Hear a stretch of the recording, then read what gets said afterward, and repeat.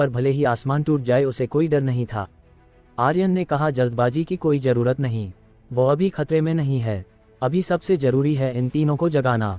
फिर उसका ध्यान हातिम की पीठ पर ताबूत पर गया, उसे नीचे उतारो। हातिम चौंक गया, उसने दुखी चेहरा बनाया और बोला, मास्टर क्या तुम्हें अब मेरे ताबूत उठाने की ज़रूरत नहीं है? क्या तुम मुझे नहीं चाहते?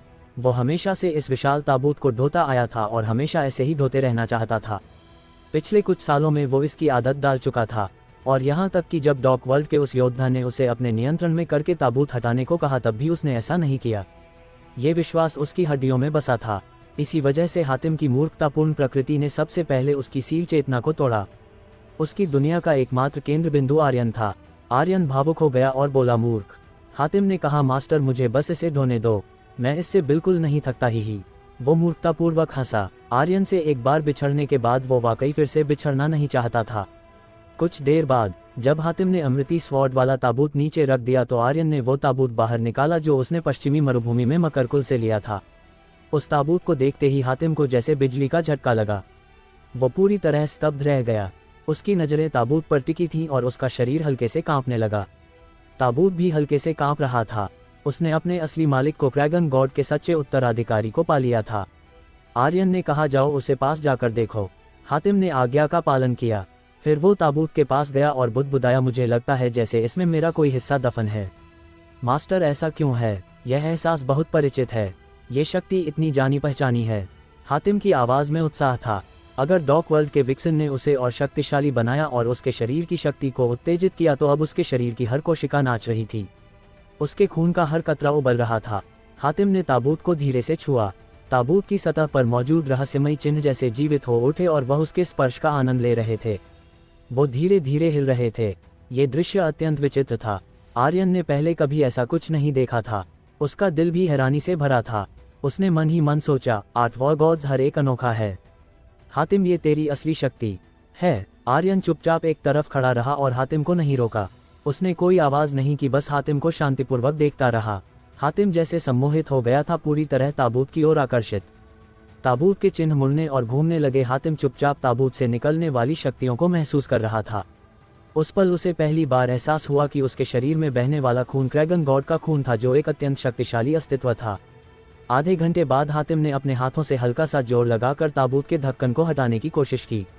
ताबूत खुल गया और एक खतरनाक शक्ति हवा में फैल गई। ताबूत में एक सुनहरे कवच में लिपटा शव तैर रहा था, जिसके शरीर से एक असाधारण शक्तिशाली आभा निकल रही थी। हातिम ने उस शव की ओर देखा और शव ने भी उसे देखा। उसी पल हातिम की चेतना में 10,000 बिजलियों की गड़गड़ाहट गूंजी। उसकी चेतना में उथल पुथल मच गई। उसका दिमाग एक शक्तिशाली शक्ति से धुल गया। एक बलशाली शक्ति आकाश की ओर उछली और फट पड़ी। एक रिंग बाहर निकली जिसने एक विशाल रोशनी चक्र बनाया और चारों ओर फैल गया। ये एक विश्व चमत्कार की तरह था जिसने हजारों मील तक सब कुछ रोशन कर दिया। 10 मिनट बाद हातिम ताबूत में कूद पड़ा और ताबूत का ढक्कन तुरंत बंद हो गया। आसपास फैली सारी शक्ति पलक झपकते ही गायब हो गई और ताबूत के चिन्ह अपनी मूल स्थिति में लौट आए। सब कुछ सामान्य हो गया, जैसे कुछ हुआ ही ना हो। आर्यन का दिल सिकुड़ गया। वो ताबूत की ओर दौड़ा और चिंतित स्वर में पूछा, पूर्वज ये क्या हो रहा है? रुद्रदेव ने सिर हिलाया और बोला, मुझे भी नहीं पता, अब तुम सिर्फ उस मूर्ख पर भरोसा कर सकते हो। मैंने एक बार कहा था कि उस कीड़े के प्रभाव से उसकी बुद्धि प्रभावित होगी, लेकिन अब लगता है कि इसने उसकी मदद की है। उसका दिमाग साधारण, शुद्ध और बिना किसी अशुद्धि के है। उसकी दुनिया सिर्फ तुम्हारे इर्द गिर्द घूमती है और बाहरी शक्तियाँ उसके शरीर में घुसपैठ नहीं कर सकती। 4 वॉर गॉड्स में वो अकेला जागा तो तुम समझ सकते हो कोई भी इतनी आसानी से उसे काबू नहीं कर सकता। इस समय आर्यन कुछ नहीं कर सकता था। वो सिर्फ हातिम पर भरोसा कर सकता था। आर्यन ताबूत के पास खड़ा रहा और चुपचाप इंतजार करने लगा। उसकी हथेलियां ठंडे पसीने से भरी थीं। जैसे जैसे समय बीतता गया वो और चिंतित होता गया। कई घंटे बीत गए लेकिन ताबूत में कोई हलचल नहीं हुई और फिर देखते ही देखते 5 घंटे हो गए। आर्यन अब और इंतजार नहीं कर सका। उसने कहा, मैं इस ताबूत को खोलने जा रहा हूँ। क्रैगन गॉड, अगर तूने मेरे भाई को चोट पहुंचाई तो मैं तुझे इस दुनिया में जन्म लेने का पछतावा करा दूंगा। आर्यन ने गुस्से में कहा। जैसे ही आर्यन ताबूत खोलने वाला था, ताबूत पर एक चमक उभरी, प्राचीन चिन्ह हिलने लगे और फिर ताबूत खटखटाते हुए खुल गया। हातिम बाहर निकला। उसका चेहरा लाल और उत्साहित था। उसने आर्यन की ओर देखा और बोला, मास्टर ये शक्ति बहुत जबरदस्त है। हा। अब मुझे पता चला कि मेरा पूर्वज क्रैगन गॉड था। वो सच में बहुत शक्तिशाली था। अपने विशाल हथौड़े से ब्रह्मांड को झकझोर सकता था। मुझे नहीं पता था कि मेरा पूर्वज इतना ताकतवर था। कमाल है, वो बेहद खुश था, जैसे एक छोटा बच्चा जिसे उसका पसंदीदा खिलौना मिल गया हो। अब आर्यन के प्रति हातिम की वफादारी और लगाव और ज्यादा बढ़ गया था। आर्यन ने उसे देखा, गंभीरता से सुना और हातिम के साथ हंसा। वो हातिम के लिए दिल से खुश था। इसके अलावा ऐसा लग रहा था कि हातिम की शक्ति में कोई बदलाव नहीं आया, लेकिन ऐसा नहीं था।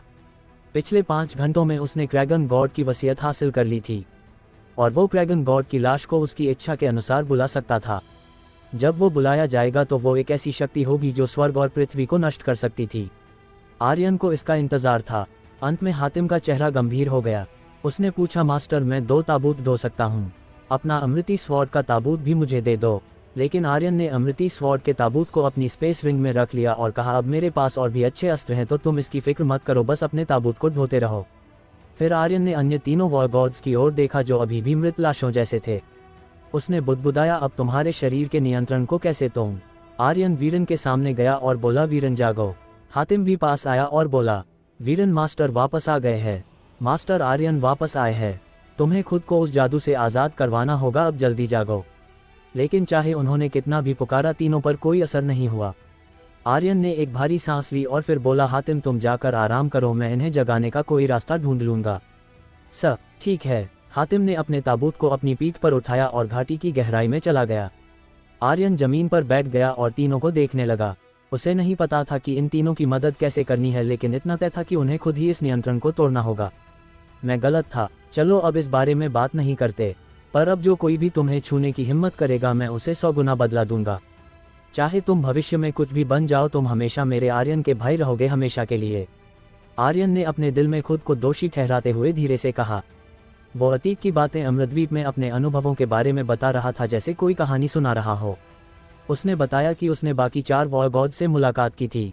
उसने बताया कि उसने अपने पिता को कहाँ पाया। उसने सप्तचर्क महाविद्यालय के बारे में बताया। वो बहुत कुछ बोलता गया, बहुत कुछ। अंत में उसे खुद नहीं पता था कि वो क्या बोल रहा था, लेकिन यह उन तीनों के लिए एक शक्ति स्रोत जैसा था, जिससे उनकी चेतना को यह और स्पष्ट रूप से पता चला कि वो कौन है, उनका अपना नाम, उनकी पहचान और उनके सामने बैठा व्यक्ति कौन था। मास्टर, तीनों ने कड़ा प्रयास जारी रखा और वो नियंत्रण शक्ति को तोड़ने के और करीब पहुंच रहे थे। उनके दिल पागलपन से गरज रहे थे और वे उन्मत्त रूप से चीख रहे थे। वो लगातार अपनी ताकत लगा रहे थे। ये प्रक्रिया दर्दनाक थी, लेकिन तीनों ने हार नहीं मानी।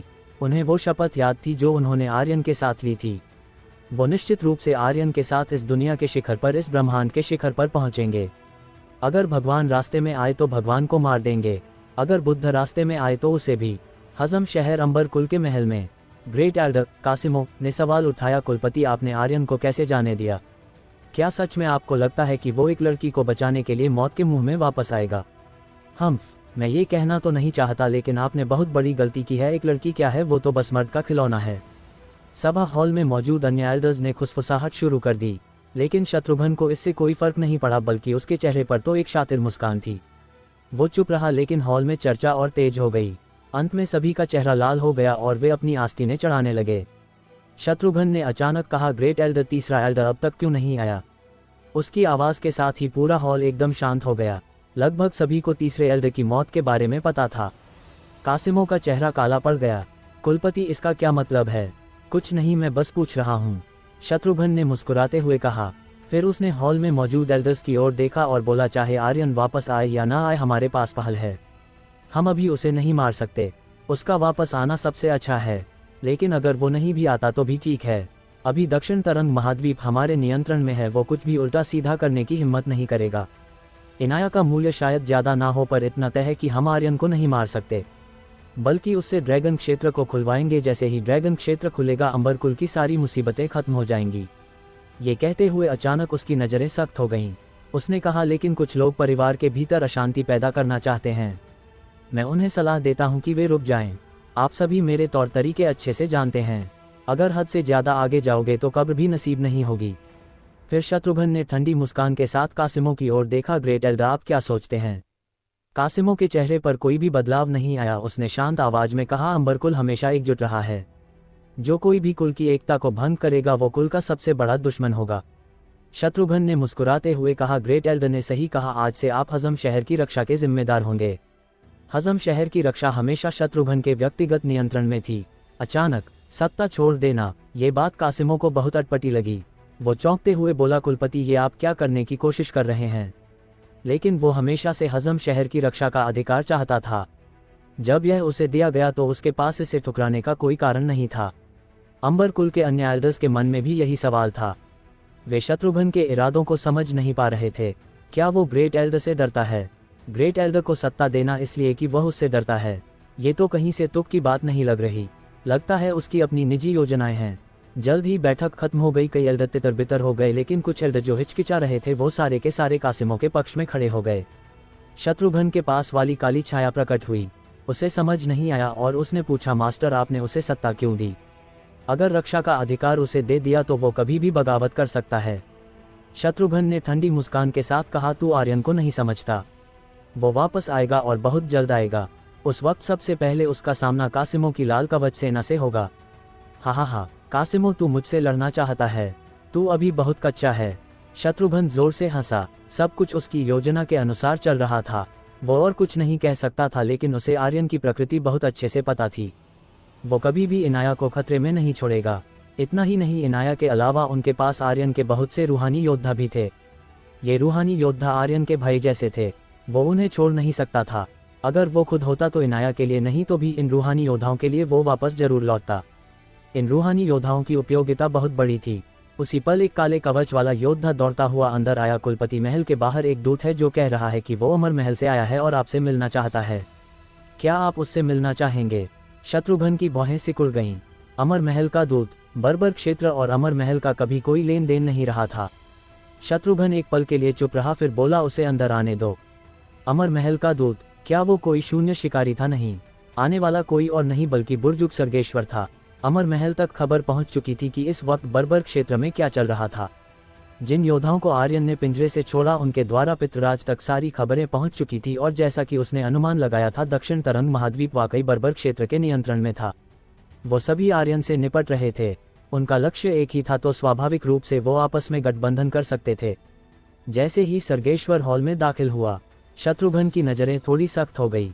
क्या अब अमर महल के इतने बुरे दिन आ गए हैं कि सम्राट को दूतों का काम करना पड़ रहा है?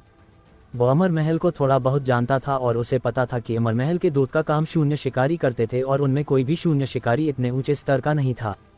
हालांकि उसने कभी सर्गेश्वर को देखा नहीं था, फिर भी उसके बारे में अंदाजा लगा लिया।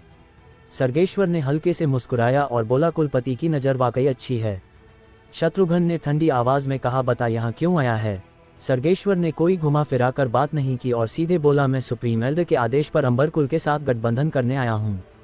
गठबंधन? शत्रुघ्न ने ठंडी हंसी हंसी और बोला, मुझे कोई रुचि नहीं है। सर्गेश्वर ने कहा, हमारा लक्ष्य एक ही है और हम जो चाहते हैं वो भी एक ही है। चाहे वो कुछ भी हो, हमारे अमर महल को उसमें हिस्सा लेने का कारण है। शत्रुघ्न ने तिरस्कार भरी आवाज में कहा, मुझे दूसरों के साथ कुछ भी बांटना पसंद नहीं है, और हमारा बर्बर क्षेत्र अमृतद्वीप नहीं है जो एक बच्चे के हाथों पिट जाए। और वैसे भी जब खुद अमर महल का सम्राट आर्यन के हाथों मारा गया हो तो ऐसी कमजोर शक्ति के साथ गठबंधन करने का क्या फायदा? सर्गेश्वर की आंखें सख्त हो गईं। उसने अपनी मुठ्ठियां कस लीं, फिर ढीली की और बोला, कुलपति ये तो आप भी जानते हैं कि आर्यन से निपटना इतना आसान नहीं है। शत्रुघ्न ने मुस्कुराते हुए कहा, मेरा बर्बर क्षेत्र अमर महल नहीं है, आर्यन से निपटने के लिए हम काफ़ी है। बात नहीं बनी। सर्गेश्वर ने ज्यादा कुछ नहीं कहा, बस मुस्कुराया और बोला, मुझे विश्वास है कि कुलपति हमारे साथ जल्द ही गठबंधन करेंगे। इतना कहकर वो अंबर महल से चला गया। शत्रुघ्न ने ठंडी हंसी हंसी, अमृतद्वीप को आर्यन ने पहले ही उलट पुलट कर दिया है और अब तुम दूसरी ताकतों को साथ लाने की कोशिश कर रहे हो। क्या तुम्हें अभी भी लगता है कि ये पहले वाला युग है? हा, उसने अमर महल को बिल्कुल भी अपनी आंखों में नहीं रखा, क्योंकि वर्तमान अमर महल केवल पितृराज के सहारे खड़ा था। अगर वो मर गया तो पूरा अमृतद्वीप ढह जाएगा। वक्त बहुत तेजी से बदल रहा था। पश्चिमी तरंग महाद्वीप पर पूरी तरह अंधकार लोक का कब्जा था। उत्तरी और दक्षिणी तरंग महाद्वीप बर्बर क्षेत्र के हाथ में थे। ये कहना गलत नहीं होगा कि वर्तमान समय में अमृतद्वीप सबसे कमजोर था। तो व्यूवर्स, आपको को क्या लगता है क्या होगा इस नॉवल में आगे? ये जानने के लिए सुनते रहिए स्पिरिट वर्ल्ड के अगले चैप्टर सिर्फ और सिर्फ हमारे चैनल रोज बस पर। और हाँ, अगर चैप्टर पसंद आया हो तो लाइक और कमेंट जरूर कर देना। इससे मुझे भी अगले चैप्टर्स को अपलोड करने में मजा आता है। धन्यवाद। सतह पर लग रहा था कि अब अमर महल कमजोर हो चुका है, आर्यन ने उनकी नींव टहला दी है। लेकिन जो किसी को मालूम नहीं था वो ये था कि पितृराज ने न केवल पश्चिमी अंधकार लोक बल्कि शून्य भूमि से भी गठबंधन कर लिया था। केवल इतना ही नहीं, पितृराज ने अमृतद्वीप के छिपे हुए योद्धाओं को भी निमंत्रण भेजा। ये वो योद्धा थे जो वर्षों से केवल अपनी साधना और शक्तियों में लीन थे। उन्हें संसार की मोहमाया से कोई लेना देना नहीं था, लेकिन अगर ये साथ आ जाए तो यहाँ तक कि अमर महल को जड़ से उखाड़ सकते थे। चून की धरती की आयु सीमा सिर्फ 1000 साल थी और वे सभी अपने अंत के बेहद करीब पहुंच चुके थे। पितृराज के लुभावने प्रस्ताव, जिसमें अनंत उम्र देने का वादा था, को वे ठुकरा नहीं पाए। अगर वे ड्रैगन क्षेत्र का गुप्त खजाना हासिल कर लेते तो शायद वे और लंबी उम्र पा सकते थे। जब तक वो जिंदा थे सब कुछ संभव था। सभी योद्धा इकट्ठा हो गए। अमर महल उनके लिए पूरी तरह खोल दिया गया। वहां प्रबल अमर ऊर्जा थी और बहुत सी शक्तिशाली तकनीकें थीं जो उन्हें भेद स्वरूप मिली। वर्तमान अमर महल कुछ दिन पहले के अमर महल से पूरी तरह अलग था। इसकी ताकत एक अभूतपूर्व स्तर पर पहुंच गई थी। ये था पितृराज का तरीका। अगर 6 अनंतवीर आर्यन और उसके बाप का कुछ नहीं बिगाड़ पाए तो उसने पूरे 50 से 60 अनंतवीर इकट्ठा कर लिए। यहाँ तक कि उनमें कुछ तो ब्रह्मवीर भी थे और आर्यन को इसकी भनक तक नहीं थी। योजक चिन्ह अल्पविराम योजक चिन्ह अल्पविराम योजक चिन्ह। 2 दिन बीत चुके थे और आर्यन अभी भी तीनों वॉर गॉड से बातें कर रहा था। उसने पिछले कुछ सालों में अमृतद्वीप में जो कुछ भी हुआ वो सब बताया। वो चाहता था कि वो जाने कि उसने इन सालों में कैसे जीवन जिया, और वो ये भी बताना चाहता था कि वो उन्हें कितना याद करता था। बस एक रात और बाकी है। आर्यन ने सांस छोड़ी, अपनी आंखें हल्के से उठाईं और बोला, कल मैं इनाया को बचाने जाऊंगा, जो तुम्हारी भाभी भी है। अगर तुम मुझे सुन सकते हो तो मैं उम्मीद करता हूँ कि कल सूरज उगने पर तुम मेरे साथ चल सको। हम सब भाई हैं, चलो मिलकर लड़ें। फिर वो उठा और थोड़ी दूर एक पेड़ के सहारे टिक कर बैठ गया और अपनी आंखें बंद कर लीं। कल एक भयंकर युद्ध होने वाला था। ये विकसित लोग बहुत शक्तिशाली थे, खासकर शत्रुघ्न। अगर उसे मारना है तो पूरी तैयारी करनी होगी। रात की ठंडी लहरों के बीच आर्यन ने कुछ पल सुकून के बिताए। उसका दिल अब पूरी तरह से शांत हो चुका था और फिर उसने उठकर डेविल रूप ले लिया। 1000 अमर ऊर्जा पॉइंट्स गायब हुए और आर्यन डेविल में बदल गया। लेकिन उसका वर्तमान डेविल रूप अभी भी पहले जैसा ही था। उसके 6 पंख टूटे हुए थे। काल अस्थि बंधन की शक्ति तितर बितर थी। काल अस्थि बंधन का पहला स्तर। काल अस्थि बंधन की शक्ति सक्रिय होने में विफल। सिस्टम की आवाज गूंजी। पिछली बार जब उसे पितृराज की प्रचंड कुचलन शक्ति का सामना करना पड़ा, तब से आर्यन का डेविल शरीर बहुत सीमित हो गया था और वो इसकी पूरी शक्तियों को सक्रिय नहीं कर पा रहा था। वर्तमान डेविल शरीर पूरी तरह बेकार था। ऐसा क्यों है? क्या लेवल बढ़ाने से भी इसे ठीक नहीं किया जा सकता? क्यों? आर्यन समझ नहीं पा रहा था। वो काल अस्थि बंधन के 9वें स्तर की खतरनाक शक्ति को देख चुका था। अगर वो इतनी भयंकर थी तो 10वें स्तर पर कितनी प्रचंड होगी। लेकिन इस जरूरी समय पर उसका डेविल शरीर पूरी तरह अपनी मूल स्थिति में लौट गया था। 10वां स्तर तो छोड़ो, वो पहला स्तर भी नहीं खोल पा रहा था। उसी पल पूर्वज रुद्रदेव ने कहा, लड़के, तेरे डेविल शरीर पर एक शक्तिशाली ताकत ने हमला किया था और इसकी सारी शक्ति मर चुकी है। अगर तू इसे सक्रिय करना चाहता है तो तुझे इससे भी ज्यादा शक्तिशाली ताकत को सहना होगा और उस ताकत का उपयोग करके इसे सक्रिय करना होगा, वरना तेरा डेविल शरीर बस बेकार बनकर ही रहेगा। आर्यन हैरान और उत्साहित हुआ। उसने कहा, पूर्वज, क्या आप कह रहे हैं कि वो अभी भी मेरे शरीर में हैं और मैं उन्हें फिर से सक्रिय कर सकता हूँ? रुद्रदेव ने कहा, हाँ, लेकिन मुझे यकीन नहीं कि इस दुनिया में ऐसी शक्ति है जो उन्हें सक्रिय कर सके। क्या एक ब्रह्मवीर की शक्ति भी इसे सक्रिय नहीं कर सकती? आर्यन ने पूछा। रुद्रदेव ने कहा, हाँ, एक ब्रह्मवीर की हमला शक्ति भी इसे सक्रिय नहीं कर सकती। ये धरती लोक की शक्ति नहीं है तो निश्चित रूप से यहाँ की शक्ति से इसे सक्रिय नहीं किया जा सकता। लेकिन मैं फिर भी कुछ सोचता हूँ, शायद कोई दूसरा रास्ता मिल जाए। आर्यन का डेविल शरीर बहुत शक्तिशाली था, खासकर जब वो काल अस्थि बंधन का 9वां स्तर खोलता था, तब ये और भी शक्तिशाली होता था।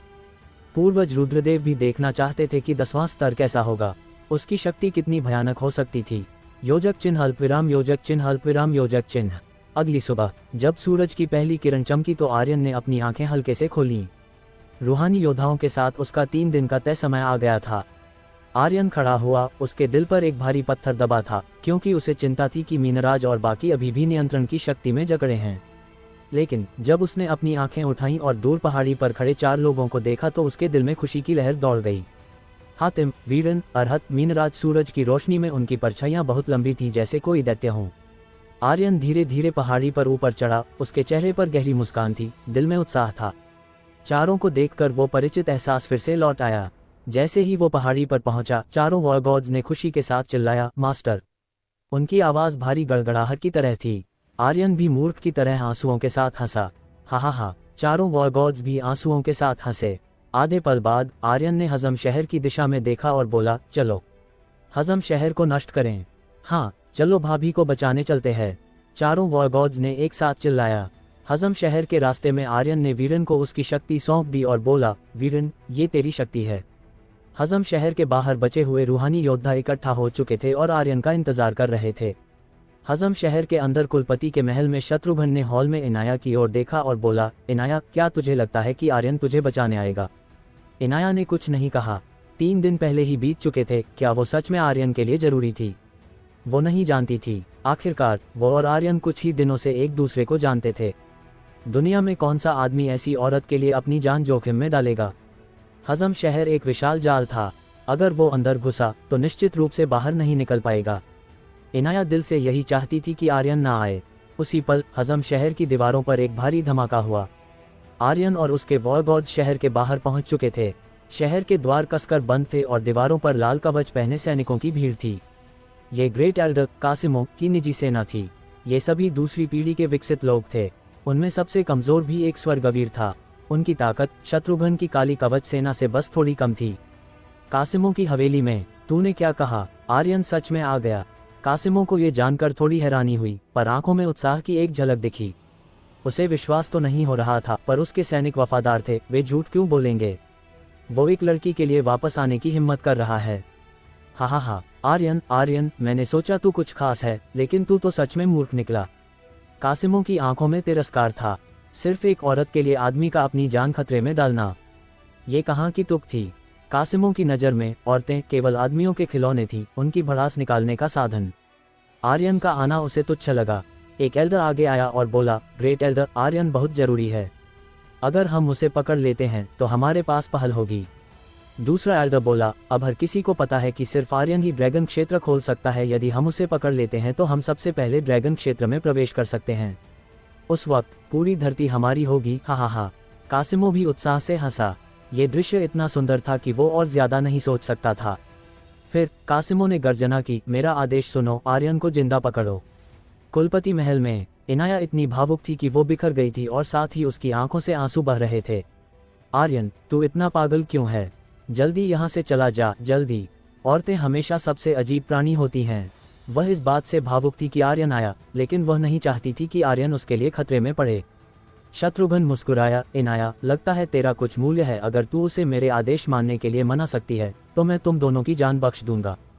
इनाया ने शत्रुघ्न को घूरा, कुलपति, कृपया उसे छोड़ दो। आप जो कहोगे मैं वो करने को तैयार हूँ, कृपया उसे छोड़ दो। हा, उसे छोड़ दूं? अगर उसे छोड़ दिया तो फिर मुझे कौन छोड़ेगा? शत्रुघ्न ने मजाकिया अंदाज में हंसा। अगर उसे अपनी नियति को नियंत्रित करना था तो उसे ड्रैगन क्षेत्र का खजाना हासिल करना ही होगा। बस यही एकमात्र रास्ता था स्थिति को नियंत्रित करने का। हालांकि उसका बेटा निकम्मा था, मगर उसने जो कहा वो गलत नहीं था। जब तक वो टेलीपोर्टेशन द्वार को नष्ट कर देता, वो अपनी नियति को नियंत्रित कर सकता था। चाहे डॉक वर्ल्ड का वो योद्धा कितना ही शक्तिशाली क्यों ना हो, वो उसे धमकी नहीं दे पाएगा। लेकिन इस सब के लिए आर्यन का होना जरूरी था। आर्यन, तू मेरा है। शत्रुघ्न ने उत्साह से हंसते हुए अपनी मुट्ठियां कस लीं। उसी पल एक काले कवच वाला योद्धा हॉल में आया और बोला, कुलपति, ग्रेट एल्डर और बाकी कार्रवाई शुरू कर चुके हैं। शत्रुघ्न ने ठंडी हंसी हंसी और बोला, कासिमो, हा, देखते हैं तू कब तक टिकता है। फिर उसने आदेश दिया, जाओ और सभी काले कवच योद्धाओं को महल में बुलाओ और ये खबर फैलाओ कि इनाया यहाँ मेरे पास है। जी कुलपति, कहते हुए वो योद्धा महल से गायब हो गया। योजक चिन्ह अल्पविराम, योजक चिन्ह अल्पविराम, योजक चिन्ह। इसी बीच शहर के एक सराय में एक काले लबादे वाला व्यक्ति खिड़की के पास एक निजी कमरे में बैठा था और स्वादिष्ट खाने का आनंद ले रहा था। सड़कों पर हलचल थी और बड़ी संख्या में लाल कवच वाले योद्धा शहर की दीवार की ओर दौड़ रहे थे। उस व्यक्ति के होंठों पर एक ठंडी मुस्कान उभरी और वो ठंडे स्वर में हंसा, तो खेल अब शुरू होने वाला है। यह कोई और नहीं बल्कि सर्गेश्वर था। वो हजम शहर से नहीं गया था। शहर के बाहर आर्यन और चारों वॉरगॉड्स चुपचाप खड़े थे, उन्होंने अभी तक कोई कदम नहीं उठाया था। वहीं दीवार पर मौजूद लाल कवच वाले योद्धा धीरे धीरे बढ़ते जा रहे थे और उन सभी के पास अपने खास तीर कमान थे जो आर्यन और बाकियों के सिर पर तने थे। हातिम ने धीरे से कहा, मास्टर, क्या हम शुरू करें? वीरन ने उत्साह से कहा, मैं और इंतजार नहीं कर सकता। मीनराज ने भी हंसते हुए कहा, अब धमाका करने का वक्त है। इन पिछले सालों में हमें बहुत सताया गया है। अरहत ने अपने दोनों हाथ जोड़े और कहा, अमिताभा, अगर मैं नरक में नहीं जाऊंगा तो कौन जाएगा? चलो मारना शुरू करें। उन चारों के इस तरह के पागलपन को फिर से महसूस करते हुए आर्यन उत्साह से हंसा। तभी दीवार पर खड़ा एक एल्डर हंसा और बोला, क्या तुम 5 लोग हजम शहर में उत्पात मचाना चाहते हो? भूल जाओ आर्यन, अगर तू अमर महल की पूरी सेना भी लाता तो भी तुझे यहाँ रौंद दिया जाता। हजारों लाल कवच वाले योद्धा, सभी स्वर्गवीर स्तर या उससे ऊपर के, उनके सामने एक अकेले अनंतवीर स्तर के आर्यन का टिकना मुमकिन ही नहीं था। वो उनकी नज़र में कुछ भी नहीं था। तेरी माँ की, हातिम ने तुरंत गाली दी, मैं देखता हूँ कि कौन घुटनों पर बैठकर मुझे बाप कहेगा। उसी पल सिस्टम सूचना, क्या आप टीम मोड सक्रिय करना चाहेंगे? Team mode. आर्यन थोड़ा चौंक गया, फिर उत्साह से कहा, सक्रिय करो। टीम मोड सक्रिय। लीडर आर्यन, सदस्य हातिम, मीनराज, वीरन, अरहत। कुल मोड सक्रिय, एक्सपी में 10% की वृद्धि। सब कुछ तैयार है, आर्यन ने बुदबुदाया। फिर उसने गहरी आवाज में गर्जना की, उन्हें मारो, उन्हें दिखाओ कि उनका बाप कौन है। हाँ, हातिम ने अगुवाई की और तेजी से दीवार की ओर दौड़ा। एक जंगली गर्जना के साथ वो एक जंगली सांड की तरह था जो तेजी से आगे बढ़ रहा था। वो उड़ा भी नहीं, बस बिजली की गति से दौड़ा। वो दीवार से टकराने वाला है। क्या ये कोई पागल है? हाँ, अगर वो पागल नहीं होता तो शहर की दीवार से टकराने की हिमाकत क्यों करता? सब जानते हैं कि ये सिर्फ एक दीवार नहीं बल्कि शहर का कवच है। यहाँ तक कि इसके आगे नक्षत्र नगर की सुरक्षा दीवार भी कुछ नहीं है, और वो इसे तोड़ना चाहता है। हा हा हा हा हा हा। दीवार पर हंसी गूंज रही थी। सभी लाल कवच सैनिक हातिम का मजाक उड़ा रहे थे कि वो पागल है। लेकिन 1 सेकंड बाद एक तेज धमाका हुआ। मोटी दीवार में एक बड़ा सा छेद बन गया। हातिम दीवार को भेदता हुआ अंदर घुस गया और छेद के आसपास दरारें पड़ने लगीं। कुछ सेकंड बाद और भी जोरदार धमाके के साथ दीवार का एक बड़ा हिस्सा ढह गया। दीवार पर मौजूद दर्जनों लाल कवच योद्धा मलबे में दब गए। बाकियों की हंसी अब पूरी तरह से थम गई। उनके चेहरे पर हैरानी थी। अब पागल कौन था? उनके दिमाग कुछ पल के लिए सुन्न पड़ गए। शहर में घुसे हातिम ने अचानक गर्जना की, भाभी को मुझे सौंप दो। उसकी आवाज़ बिजली की तरह थी। उसी समय आर्यन के पास खड़ा वीरन हिला। वो पल में आसमान की ऊंचाइयों में पहुंच गया और फिर तेजी से उस जगह की ओर बढ़ा जहां सबसे ज्यादा लाल कवच वाले योद्धा इकट्ठा थे। उसकी आंखें कुटिल हो गईं, जैसे नरक से उतरता कोई दूत हो कालशाप। उसकी उंगलियों से एक काले रंग की धुंध निकली और दीवार पर खड़ा जो भी लाल कवच वाला योद्धा उसकी चपेट में आया एक पत्थर की मूर्ति में बदल गया। फिर मूर्तियों की तरह टूट गए। चाहे वे कितने भी शक्तिशाली क्यों ना हो, सब एक झटके में मारे गए। आर्यन के दिमाग में सिस्टम की आवाज पागल हो गई। एक्सपी पॉइंट्स बाढ़ की तेजी से बढ़ रहे थे। शहर के आसमान में वीरन की उदास आवाज गूंजी, भाभी को मुझे सौंप दो। हजम शहर का आसमान आग और बिजली से थरथरा रहा था, मानो स्वर्ग और पाताल एक महाकाव्य युद्ध के लिए आमने सामने आ गए हों। काले बादल गड़गड़ाहट कर रहे थे और बिजली की चमक हातिम और वीरन के चारों ओर नाच रही थी जैसे वे युद्ध के अवतार हों। हातिम और वीरन दोनों ब्रह्मवीर की शक्ति से लबरेज देवताओं की तरह हजम शहर की धरती और आसमान में खड़े थे। उनके पीछे अरहत और मीनराज आर्यन के अगल बगल आसमान में तैर रहे थे, मानो 2 नरकदूत यमराज के साथ उतर आए हों। उस पल पूरा शहर सन्नाटे की चपेट में था। लाल कवच वाले योद्धा एक पल के लिए प्रतिक्रिया नहीं दे पाए, वे बस उन्हें बेवकूफ़ी भरी नजरों से देखते रहे। तभी दीवार की सबसे ऊंची मीनार पर खड़ा एक एल्डर जिसका चेहरा गुस्से से तमतमाया था, चिल्लाया, इन कुत्तों को कुचल दो और घुटनों पर बिठाओ। उसके आदेश के साथ ही सभी लाल कवच वाले योद्धा समुद्र की लहरों की तरह पांचों की ओर उड़े। हा हा हा। हातिम ने एक खतरनाक फिर भी मासूम सी मुस्कान बिखेरी। उसने अपने हाथ नीचे किए और थंडर हथौड़ा उसके हाथों में बिजली की तरह चमक उठा। वो पीछे हटने की बजाय खुद एक तूफान बनकर दुश्मनों की ओर झपटा। वीरन भी पीछे नहीं रहा। उसकी काल शक्ति हवा में एक काली आग की तरह लहरा रही थी, जैसे मृत्यु का काला साया। लाल कवच वाले योद्धा बेहद शक्तिशाली थे। वो कासिमों की कुलीन सेना थी। सभी के स्वर्गवीर होने के साथ उन्हें धरती की सबसे खतरनाक सेना माना जा सकता था। लेकिन हातिम और वीरन के सामने वो गाजर मूली की तरह थे जो पूरी तरह काट दिए गए। कोई बिजली की तरंग से जलकर मर रहा था तो कोई पत्थर की मूर्ति बनकर चूरा चूरा हो रहा था। लाल कवच सेना बिल्कुल नहीं टिक पाए। हातिम और वीरन बहुत भयंकर थे। दोनों इस समय ब्रह्मवीर थे तो उनके लिए लाल कवच योद्धा जो स्वर्गवीर थे खिलौने की तरह थे। अचानक बचे खुचे लाल कवच योद्धा रुक गए और पीछे हटने लगे। उनके चेहरे पीले पड़ चुके थे और दुख भरी चीखें लगातार सुनाई दे रही थीं। ये इंसान नहीं है, मुझे बचाओ। ये आदमी राक्षस है, शैतान है, मुझे बचा लो। उनकी चीखें आकाश में गूंज रही थीं और उनका साहस पिघल चुका था। वो पीछे हट रहे थे, उनके चेहरे डर से सफ़ेद पड़ गए और उनके हथियार ज़मीन पर गिर रहे थे। डर एक जंगल की आग की तरह फैल रहा था जिसे कोई नहीं रोक सकता था। हातिम अपनी पीठ पर क्रैगन ताबूत और हाथों में थंडर हथौड़ा लिए एक छलांग में मीनार के शिखर पर उतरा। उसकी नज़र उस एल्डर पर टिकी जिसने अभी आदेश दिया था। हातिम की ठंडी मुस्कान ने हवा को और भारी कर दिया। उसने कहा, तो तू ही है वो जो हमें घुटनों पर बिठाना चाहता था। एल्डर का चेहरा डर से थरथरा रहा था। वो कांपते स्वर में बोला, तू क्या करना चाहता है, राक्षस? हातिम ने जवाब नहीं दिया। उसकी आंखों में एक ऐसी आग थी जो स्वर्ग को भी भस्म कर सकती थी। एल्डर के आसपास के लाल कवच वाले योद्धा धीरे धीरे पीछे हटे, जैसे कोई शिकारी उनके करीब आ रहा हो। एल्डर ने फिर से चीख कर कहा, तू क्या चाहता है? हातिम अभी भी चुप था, बस उसे घूरता रहा। उसकी ये चुप्पी उस एल्डर की हिम्मत को तोड़ गई। वो लगभग रोते हुए बोला, भाई तू कुछ बोलेगा नहीं तो मुझे कैसे पता चलेगा कि तू चाहता क्या है? तूने कहा था ना हमें घुटनों पर बिठाएगा। हातिम की आवाज़ आसमान में बिजली की तरह कड़की। उसकी गर्जना इतनी प्रचंड थी कि आसपास के योद्धाओं के कानों से खून बहने लगा और कुछ के दिल डर से थम गए। एल्डर का दिल टूट चुका था। वो घुटनों पर गिर पड़ा, लेकिन इससे पहले कि वो पूरी तरह झुक पाता, हातिम का हथौड़ा हवा में लहराया। मेरे मास्टर के सामने घुटने टेक। एल्डर उड़कर सीधे आर्यन के सामने जा गिरा। वो हवा में ही घुटने टेक कर बैठ गया। उसका शरीर कांप रहा था। मास्टर आर्यन, मुझ पर दया करो। मैंने गलती की। मैं तुम्हारे सामने घुटने टेकता हूँ। वो रोते हुए गिड़गिड़ाने लगा। आर्यन ने एक ठंडी कुटिल मुस्कान बिखेरी। तुझे माफ कर दूं, लेकिन अब देर हो चुकी है। ड्रैगन स्लेयर की ब्लेड हवा में चमकी और अगले ही पल एल्डर का सिर हवा में उड़ गया। खून की फुहार बारिश बनकर नीचे गिरी। सिस्टम की आवाज़ गूंजी, एक्सपी पॉइंट्स की एक और लहर उमड़ी। सबको खत्म कर दो, उसने गर्जना की। इन योद्धाओं से मिलने वाले एक्सपी पॉइंट्स बहुत शानदार थे। उसका लेवल बढ़ने की कगार पर था, तो वो इस मौके को कैसे गवा सकता था? हा हा हा। हातिम और वीरन ने एक दूसरे को देखा और उनकी हंसी आसमान में गूंज उठी। वीरन की काल शक्ति और प्रचंड हो गई, और जहां वो गया वहां मृत्यु का नंगा नाच शुरू हो गया। हातिम का हथौड़ा बिजली की तरह गिर रहा था और हर हमले के साथ दर्जनों योद्धा धूल में मिल रहे थे। योजक चिन्ह अल्पविराम, योजक चिन्ह अल्पविराम, योजक चिन्ह। कासिमों की हवेली में। तूने क्या कहा? कासिमों का चेहरा गुस्से से लाल था। सारे लाल कवच योद्धा मारे गए। ये कैसे संभव है? वो सभी अगर किसी अनंतवीर से भी टकराए तो उसे भी मार सकते हैं, फिर वो इतनी जल्दी कैसे मर सकते हैं? तूने कहीं कुछ गलत तो नहीं देखा? कासिमों का दिल ठंडा पड़ गया। उसकी कुलीन सेना, जिसे वो ब्रह्मवीर स्तर के योद्धा के खिलाफ भी अजेय मानता था, 1 घंटे में राख हो गई थी। हॉल में मौजूद अन्य एल्डर्स के चेहरे उदास हो गए। ग्रेट एल्डर, अब हम क्या करें? लाल कवच सेना का खात्मा हो चुका था, तो अब आर्यन को कौन रोक सकता था?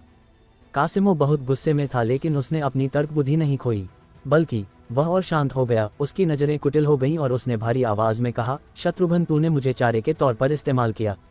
ठीक है, तो मैं देखता हूँ कि कौन असली चारा है। उसे अब सब समझ आ गया था। शत्रुघ्न ने जानबूझकर शहर की रक्षा उसे सौंपी थी, ताकि आर्यन उसकी लाल कवच सेना को खत्म कर दे और उसकी सत्ता को उससे कोई खतरा ना रहे। आर्यन अपनी लड़की को बचाने आया है, उसने ठंडे स्वर में कहा। शत्रुघ्न, तूने उसकी लड़की को पकड़ा है, अब मैं देखता हूँ कि तू कैसे बचेगा। फिर उसने आदेश दिया, सब पीछे हटो और कोई भी आर्यन को नहीं रोकेगा। वो आर्यन से नहीं डरता था। उसे भरोसा था कि अपनी शक्ति के बलबूते वो उसे दबा सकता है, लेकिन शत्रुघ्न की चालबाजी कहीं ज्यादा खतरनाक थी। योजक चिन्ह अल्पविराम, योजक चिन्ह अल्पविराम, योजक चिन्ह। कुलपति महल में शत्रुघ्न के होठों पर एक शैतानी मुस्कान थी। कासिमो, इस बार मजा आया। मुझसे टकराने का अंजाम बहुत घातक होता है। हा हा हा। उसके सामने खड़ा एक एल्डर घबराया हुआ था। उसने कहा, कुलपति, आर्यन जल्द ही यहाँ होगा। अब हम क्या करें? शत्रुघ्न ने ठहाका लगाया। एक तोते से क्या डरना, जब उसकी जान मेरी मुट्ठी में है। हा हा हा। वो बिल्कुल भी आर्यन को गंभीरता से नहीं ले रहा था। उसके लिए आर्यन एक मछली था जो उसके जाल में पहले ही फंस चुकी थी। उसने आदेश दिया, उसे महल में आने दो, मैं उसका इंतजार कर रहा हूँ। योजक चिन्ह अल्पविराम, योजक चिन्ह अल्पविराम, योजक चिन्ह। हजम शहर की सड़कें सुनसान थीं, दुकानें बंद थीं, हवा में खून और मृत्यु की गंध थी। पूरा शहर एक कब्रिस्तान बन चुका था, मगर आर्यन और उसके साथियों के लिए यह एक युद्ध का उत्सव था। आधे घंटे बाद वो कुलपति महल के सामने खड़े थे।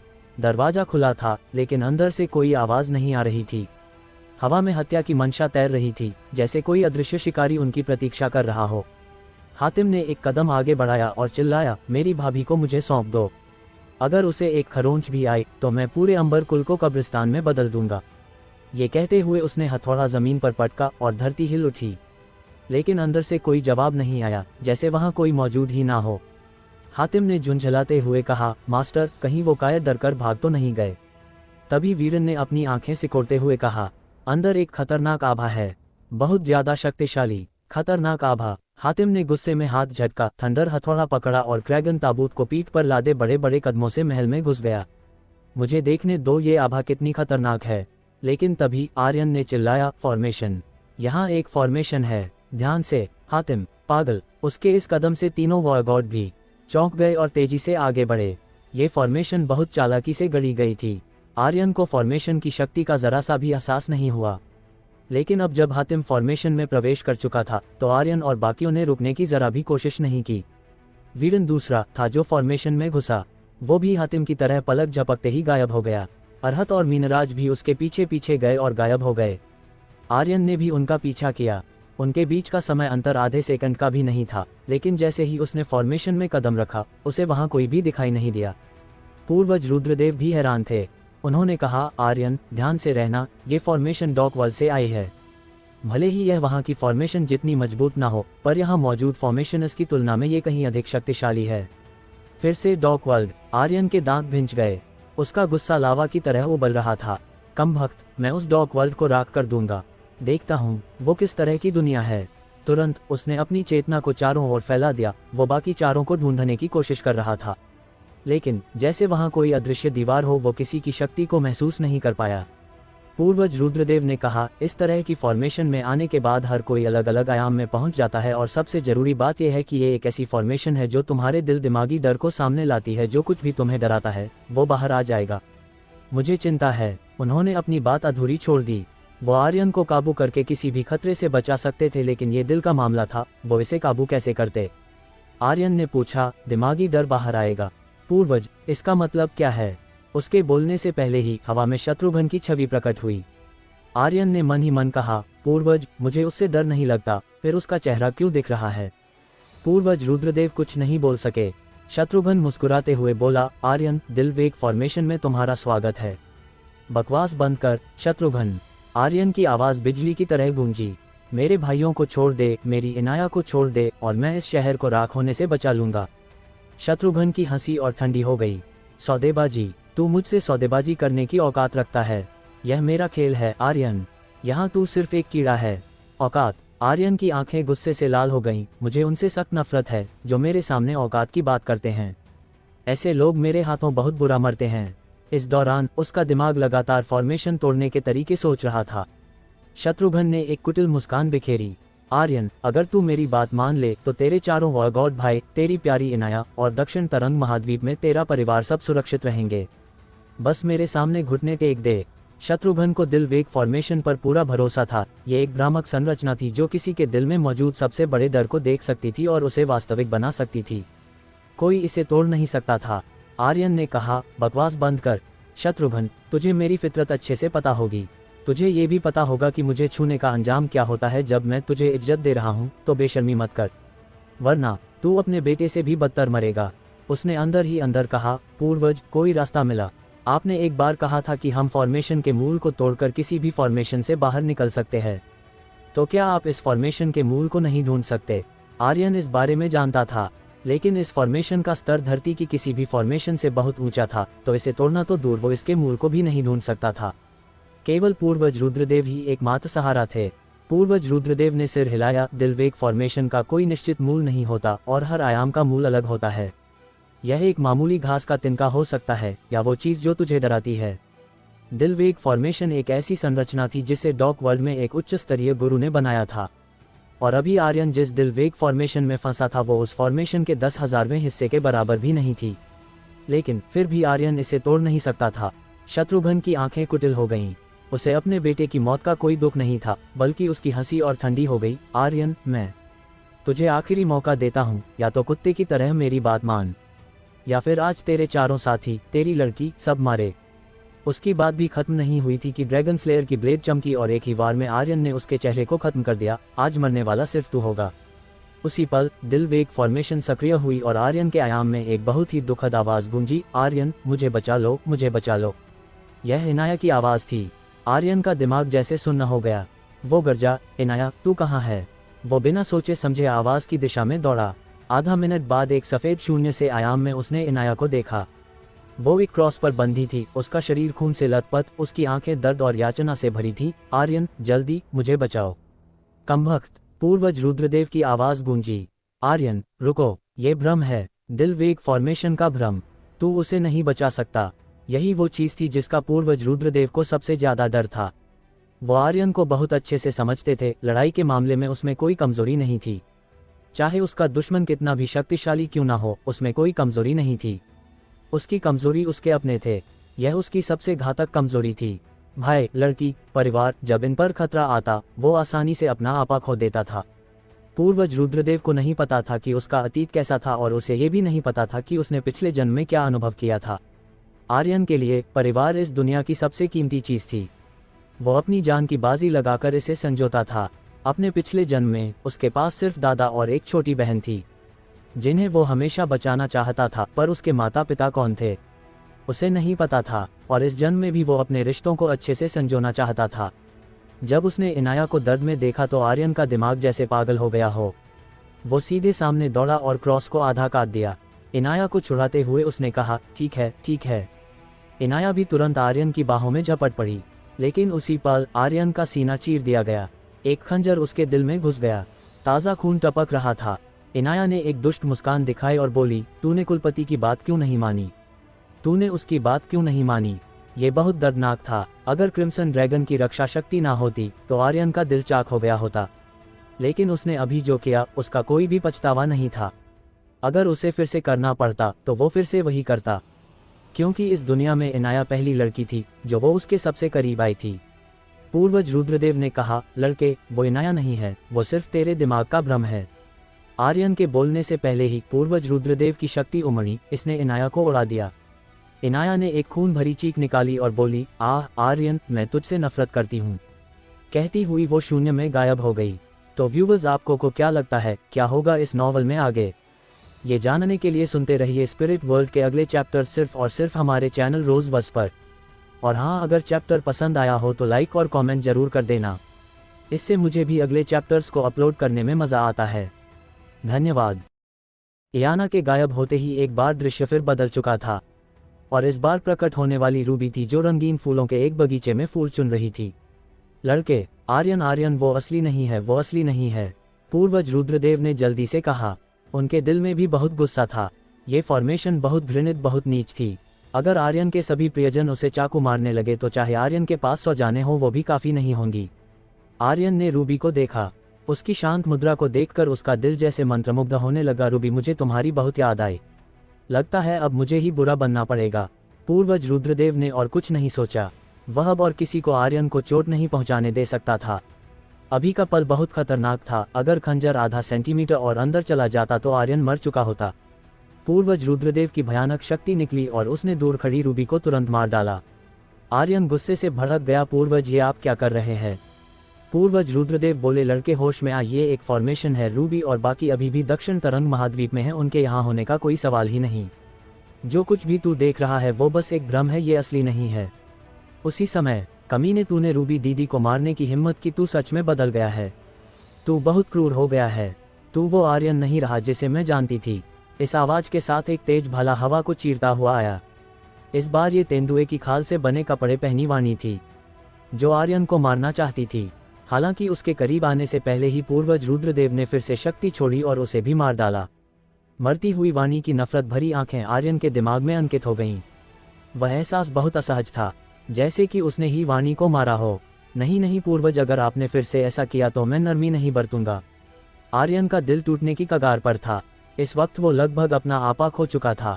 रूबी, वाणी, ये सभी आर्यन के दिल की सबसे कमजोर कड़ी थीं। उन्हें अपनी आंखों के सामने मरते देख वो ये कैसे सहन कर सकता था? आर्यन कोई भगवान नहीं था, ना ही कोई संत। उसके पास भी भावनाएं थीं। वो ऐसे कैसे अपने लोगों को अपनी आंखों के सामने मरते देख सकता था? उन्हें मरते देख चाहे आर्यन का दिल कितना भी मजबूत क्यों ना हो, वो इसे सहन नहीं कर सकता था। कमीने, तूने रूबी दीदी पर कैसे हाथ उठाया? आर्यन, तू बदल गया है। तू वो आर्यन नहीं रहा जिसे मैं जानती थी। आर्यन, तू बहुत नीच है। तूने दक्षिण तरंग महाद्वीप को इतने समय तक छोड़ दिया और एक बार भी हमें देखने नहीं आया। क्या तुझे पता है कि मेघा दीदी तुझे कितना याद करती हैं? तुझे वो बिल्कुल पसंद नहीं है ना? अब तेरे पास नई लड़की है। तू झूठा है, झूठा। मैं तुझसे नफरत करती हूँ। इस बार यह स्वर्ग संप्रदाय की तीनों बहनें तारा, वर्षा और मेघा थी। आर्यन को देखते हुए उनकी आंखों में ऐसे भाव थे जैसे वो उसे जानती ही ना हो। तीनों धीरे धीरे आर्यन की ओर बढ़ रही थी। पूर्वज, आप उन्हें नहीं मार सकते। आप फिर से हमला नहीं कर सकते। आर्यन ने अपने दिल में गर्जना की और साथ ही वो कहता रहा, मैंने ऐसा नहीं किया मेघा, वो मैं नहीं हूँ, वो मैं नहीं हूँ। तभी 3 जोरदार आवाज़ों के साथ वो तीनों लड़कियां भी मारी गईं, उनकी लाशें खून से लहूलुहान हो गई। पूर्वज रुद्रदेव ने चिल्लाया, लड़के होश में आओ, ये सब बस भ्रम है। आर्यन पागल होने की कगार पर था। तीनों को खून से लथपथ देख उसके दिल में हत्या की मंशा और गुस्सा पागलपन से इकट्ठा हो रहा था। वो बिजली की तरह गरजा, पूर्वज बाहर निकलो, मैं तुम्हें मार डालूंगा। पूर्वज रुद्रदेव भी गुस्से में चिल्लाए, आर्यन ये सब भ्रम है, अपने होश मत खो, जल्दी जागो, मैं तो जागा हुआ हूँ। उन्हें देखो, आपने उन्हें एक एक करके मार डाला। आप आखिर करना क्या चाहते हैं?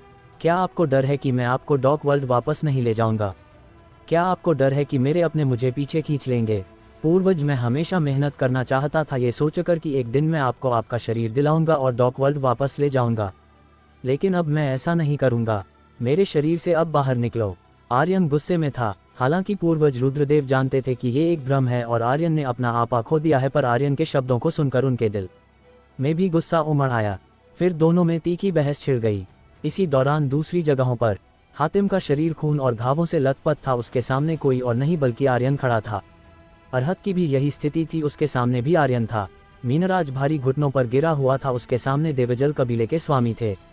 वीरन गहरी नींद में था, अपनी मां की गोद में शांति से सो रहा था। अनजाने में चारों वॉरगॉड्स लगभग पूरी तरह नष्ट होने की कगार पर थे, मौत से बस एक कदम दूर। अपने दिल की सबसे कमजोर कड़ियों का सामना करते हुए, जब तक तुम में भावनाएं और इच्छाएं हैं, जब तक तुम्हारे दिल में कोई बंधन है, तुम इस फॉर्मेशन से नहीं बच सकते। दिल वेग फॉर्मेशन तुम्हारे दिल की सबसे कमजोर कड़ी को मारने की कोशिश करती है, कोई भी इसे सह नहीं सकता।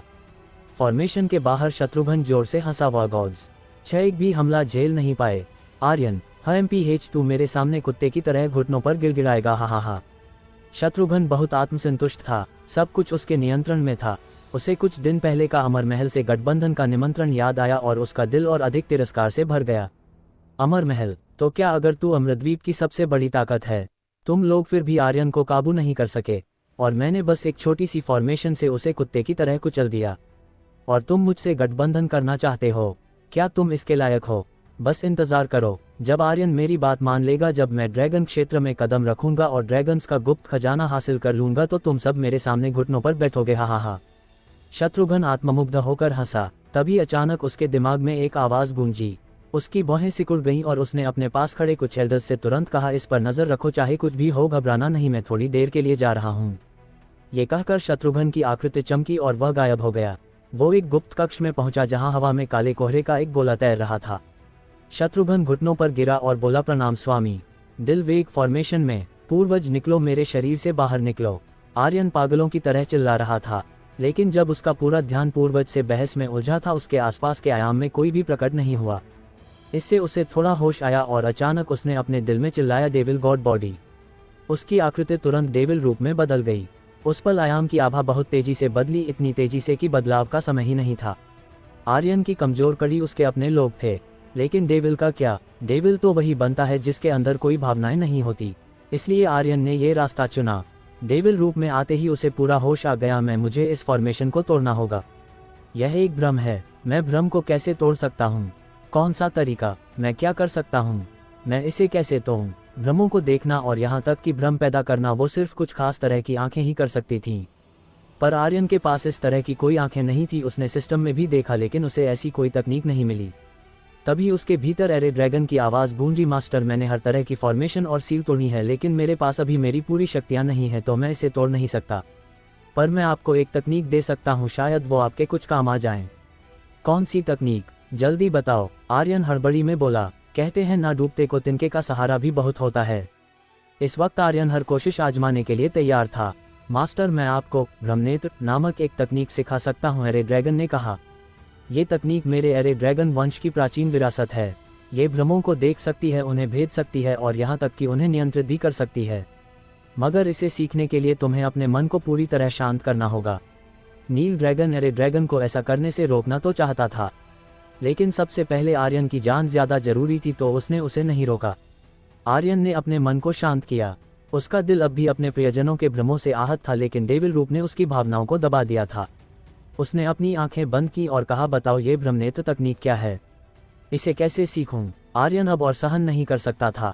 वो वाकई इस तरह के हमले को सहन नहीं कर सकता था जहां बार बार उसके प्रियजनों पर वार हो। ये बहुत असहज था। आर्यन के फॉर्मेशन में फंसने की खबर कासिमों तक भी पहुंच चुकी थी। उसने जैसे ही इस बारे में सुना वो तुरंत कुर्सी से खड़ा हो गया। क्या कहा? दिल वेग फॉर्मेशन? मैंने इसके बारे में कभी क्यों नहीं सुना? सामने सिर झुकाए खड़ा लाल कवच योद्धा बोला, ग्रेट एल्डर, ये फॉर्मेशन कुलपति को डॉक वर्ल्ड के उस महान स्वामी ने सिखाई थी। मैंने सुना है कि ये धरती की सभी फॉर्मेशन तकनीकों से ऊपर है, कोई भी इसे तोड़ नहीं सकता। कासिमों ने पूछा, तो अब आर्यन और बाकियों का क्या हुआ? उस योद्धा ने जवाब दिया, अभी वो सब उसमें फंसे हुए हैं और बुरी तरह कुचले जा रहे हैं। अगर जल्द ही उन्होंने फॉर्मेशन नहीं तोड़ी तो शायद मारे भी जा सकते हैं। कासिमों का चेहरा तुरंत काला पड़ गया। उसकी लाल कवच सेना पूरी तरह खत्म हो चुकी थी, लेकिन शत्रुघ्न ने केवल एक फॉर्मेशन का उपयोग करके अजय आर्यन को पूरी तरह दबा दिया था। उसके और शत्रुघ्न के बीच ताकत का अंतर बहुत बड़ा था। कासिमों हारा हुआ महसूस कर रहा था। गुस्से में उसकी आंखों के कोने की मांसपेशियां फड़की और उसने कहा, शत्रुघ्न, जो मुझे नहीं मिला मैं वो तुझे भी नहीं मिलने दूंगा। अगर तुझे लगता है कि तू जीत गया है तो मैं इसे तेरी हार में बदल दूंगा। इसके तुरंत बाद वो अपने साथ बचे खुचे लाल कवच योद्धाओं और उसके पक्ष में खड़े एल्डर्स के साथ सीधे कुलपति महल की ओर निकल गया। एक बार जब आर्यन शत्रुघ्न के नियंत्रण में आ जाता तो चाहे वो कितना भी शक्तिशाली क्यों ना हो उसका कोई फायदा नहीं होता। आर्यन सफलता या असफलता की कुंजी था। जो कोई भी आर्यन को हासिल कर लेता उसे ड्रैगन क्षेत्र मिल जाता। डार्क वर्ल्ड के उस शक्तिशाली व्यक्ति के सामने वो वह सब कुछ हासिल कर सकता था जो वो चाहता था। वो अंबर कुल का प्रमुख बन जाता, बर्बर क्षेत्र का शासक और पूरी धरती का एकमात्र शहंशाह। अगर उसे ये नहीं मिलता वो शत्रुघ्न द्वारा चींटी की तरह कुचल दिया जाता। आज जब उसकी लाल कवच सेना को चारे के रूप में इस्तेमाल किया गया, कासिमों ने यह बात गहराई से समझ ली थी। ये दुनिया सिर्फ ताकतवरों का खेल थी। यदि जिंदा रहना है तो या तो शिकारी बनो या फिर शिकार होने को तैयार रहो। दया और शर्म यहाँ बस कमजोरों की कब्र खोदती थी। दिल वेग फॉर्मेशन शत्रुघ्न द्वारा नियंत्रित थी। उसके जाने के बाद ये अपने आप चल तो रही थी, लेकिन गति तेज नहीं थी। वे एल्डर जो फॉर्मेशन पर नजर रख रहे थे उन्हें नहीं पता था कि अंदर क्या हो रहा है। वे केवल ये देख सकते थे कि फॉर्मेशन चल रही है। केवल फॉर्मेशन चलाने वाला ही देख सकता था कि अंदर क्या हो रहा है। अचानक कुलपति महल के पीछे के दरवाजे पर हलचल मच गई। कमीने, तेरी मुझे रोकने की हिम्मत कैसे हुई? कासिमों ने गुस्से में चिल्लाया, मरना चाहता है? मुझे कुलपति से जरूरी बात करनी है।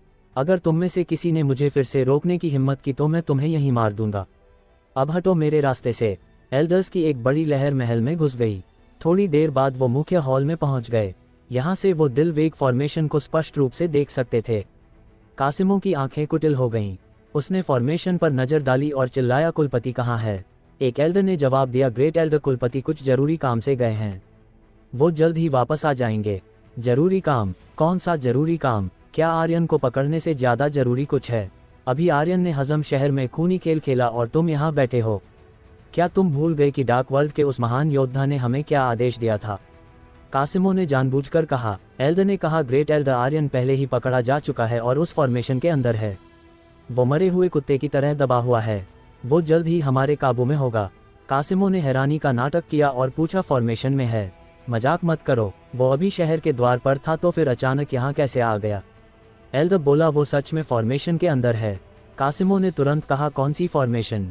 जल्दी उसे खोलो। उस कमीने ने मेरी पूरी लाल कवच सेना को खत्म कर दिया, मैं उसकी खुद खाल उतारूंगा। फिर उसने अपने साथ आए एल्डर्स से चिल्लाकर कहा, जाओ फॉर्मेशन में घुसो और उसे पकड़ो। उसके साथ आए लोग तुरंत आगे बढ़े। शत्रुघ्न के पक्ष के एल्डरों ने भी जल्दी से उन्हें रोका। एक एल्डर ने कहा, ग्रेट एल्डर, आप इस फॉर्मेशन में नहीं जा सकते। अगर आप उसे पकड़ना चाहते हैं तो कुलपति के लौटने का इंतजार करें। क्या अब तू मुझे कुलपति का नाम लेकर धमकाएगा? कासिमों ने गुस्से में उस एल्डर के चेहरे पर थप्पड़ मारा।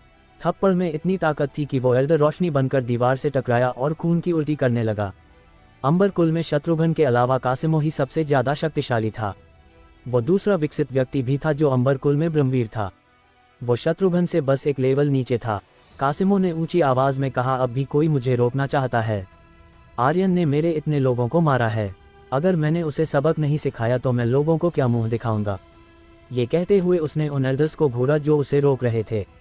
उसी पल हॉल में एक काली छाया प्रकट हुई और ठंडे लहजे में बोली, अगर वो मरने के लिए अंदर जाना चाहता है तो उसे जाने दो, उसे मत रोको। हॉल में तुरंत सन्नाटा छा गया। कासिमों ने भी ऊपर देखा और उसकी आंखें क्रूर हो गईं। कालकंटक, ये शत्रुघ्न का निजी रक्षक था। यहाँ तक कि कहा जा सकता था कि वो शत्रुघ्न की छाया था। एल्डर्स के चेहरे बदल गए और सबने सम्मानपूर्वक सिर झुका लिया। कालकंटक का शरीर दिखाई नहीं देता था, वो बस एक काले लबादे की तरह था जिसमें से हमेशा काला धुआं निकलता रहता था। कालकंटक की उदास आवाज़ गूंजी, ग्रेट एल्डर, अगर आप आर्यन को सबक सिखाना चाहते हैं तो फॉर्मेशन में अंदर जा सकते हैं, मैं आपको नहीं रोकूंगा। कासिमो ने अपनी मुट्ठियां भींच लीं। उसका इरादा थोड़ी हलचल पैदा करके फॉर्मेशन को बाहर से तोड़ने का था, ना कि उसमें अंदर घुसकर। वो पहले शत्रुघ्न के चंगुल से आर्यन को आज़ाद करवाना चाहता था, फिर उसे पकड़ना। कासिमो ने कालकंटक को घूरा और मुस्कुराते हुए कहा, तो क्या अब तेरी इतनी हिम्मत हो चुकी है कि कुलपति की गैर मौजूदगी में तू ग्रेट एल्डर से जुबान लड़ाए? उसी पल कालकंटक का काला लबादा हिल उठा और एकाएक कासिमो के सामने आ खड़ा हुआ।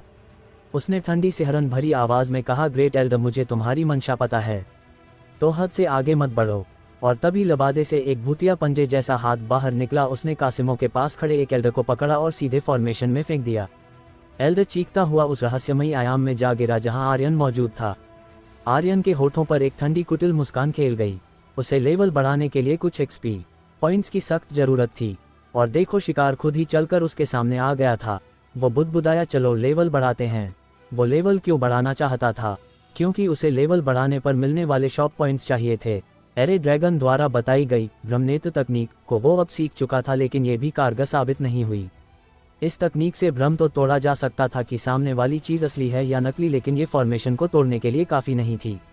कुछ देर सोचने के बाद आर्यन के मन में एक पागलपन भरा ख्याल आया।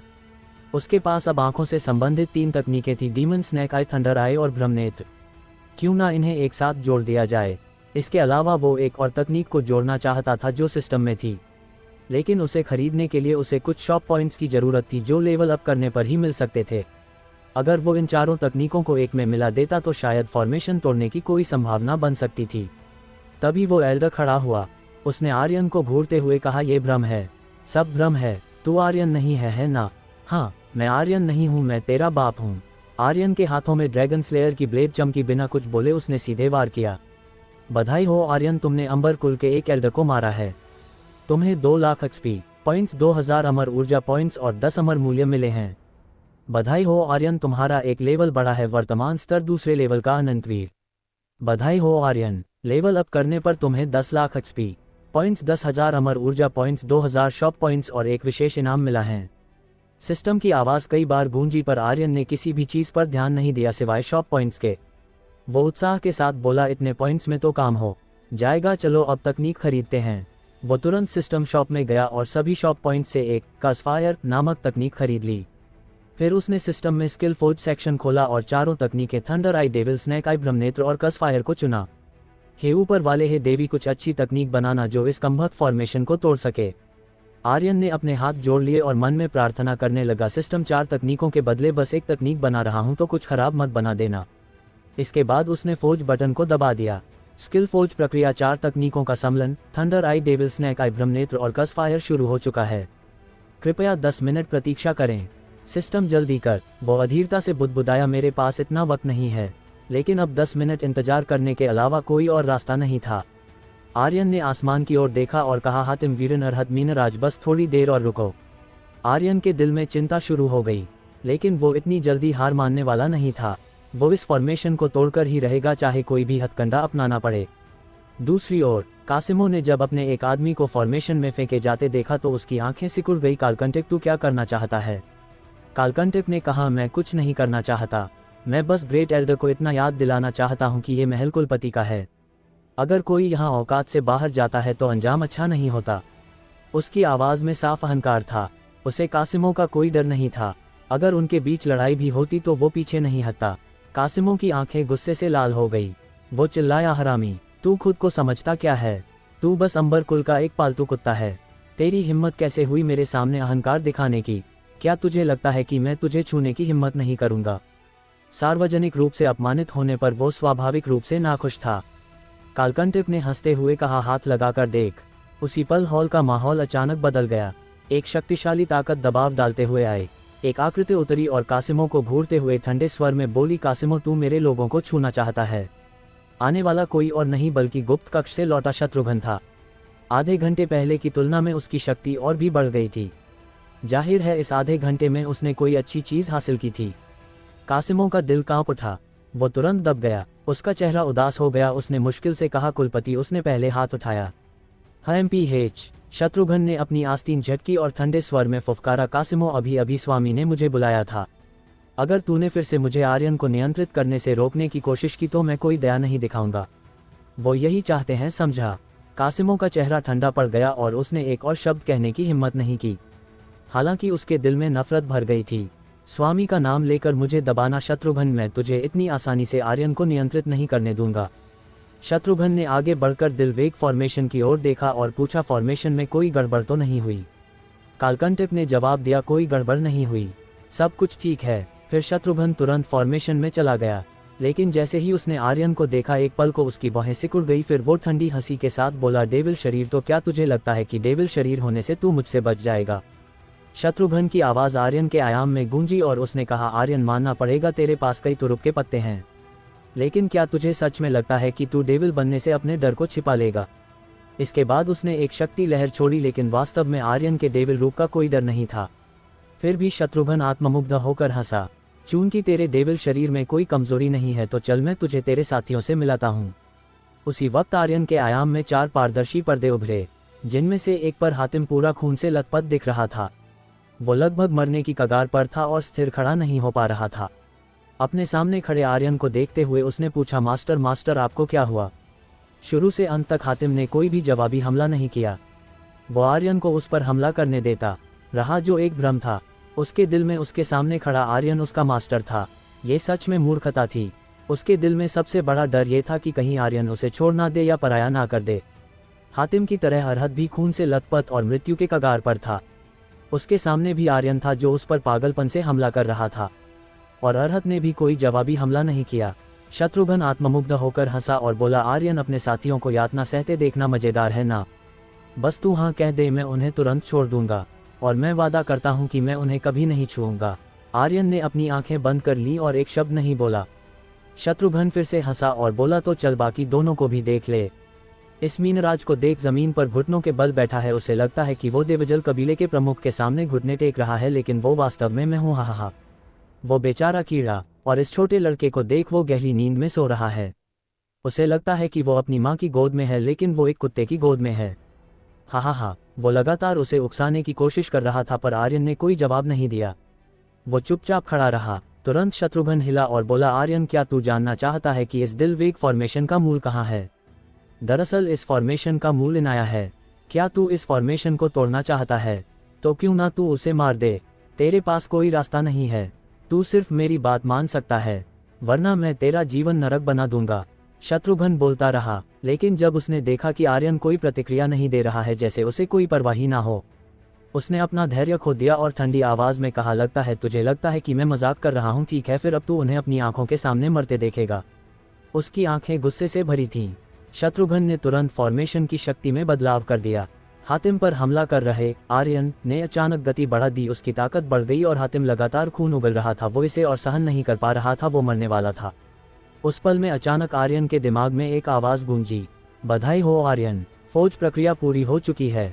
तुमने एक नई कर्सनेन तकनीक बनाई है, क्या तुम इसे फ्यूज करना चाहते हो?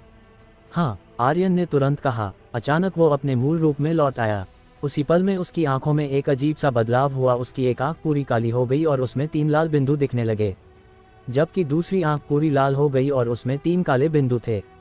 तेरी आंखें? शत्रुघ्न चौंक गया। उसने पहले लाल और काली आंखें देखी थीं, लेकिन कभी इस तरह की आंखें नहीं देखी थीं जो सर्पिल आकार में बदल गई हों। इसके अलावा आर्यन की आंखों से खून बह रहा था। आर्यन ने कुटिल आवाज में कहा, तूने पहले कभी नहीं देखी, जल्दी ही तुझे देखने को मिलेगा।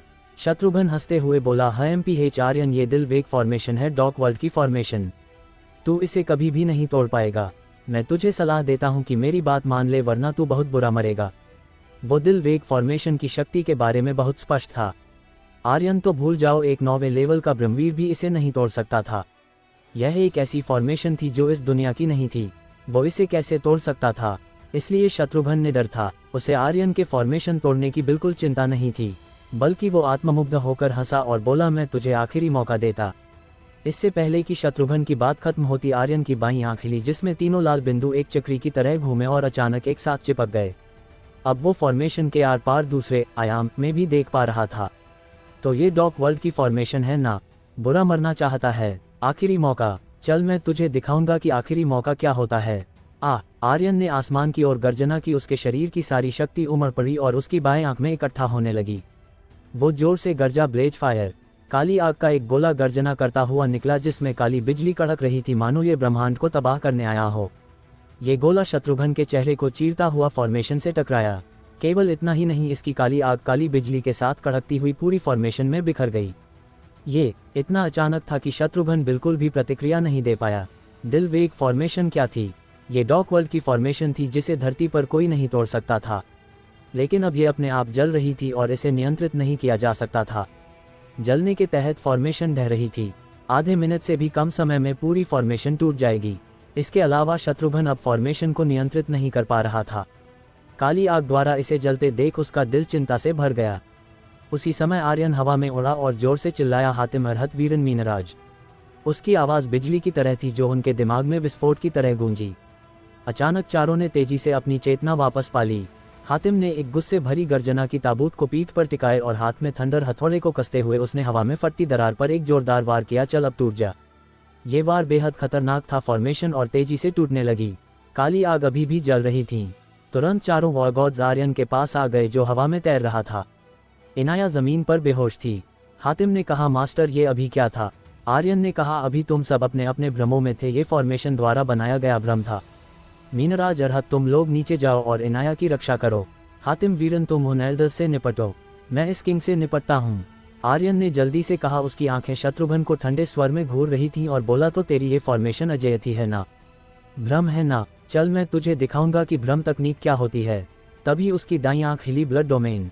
उसी वक्त शत्रुघ्न एक खूनी गोले में कैद हो गया। बाहर से देखने में भले ही यह एक छोटा सा लाल गोला लगता हो, लेकिन अंदर से ये एक छोटी खूनी दुनिया जैसा था, जहां आसमान खूनी धुंध से भरा था और आसपास सब कुछ खून से भरा था।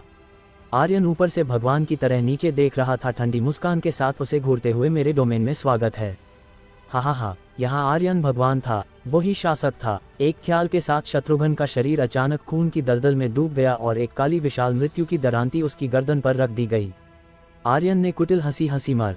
शत्रुघ्न की आंखें और शरीर कांप रहा था जैसे उसने दुनिया की सबसे डरावनी चीज देख ली हो। नहीं मत। दरांती ने धीरे धीरे कटाई शुरू की। उसकी गर्दन से खून बहने लगा।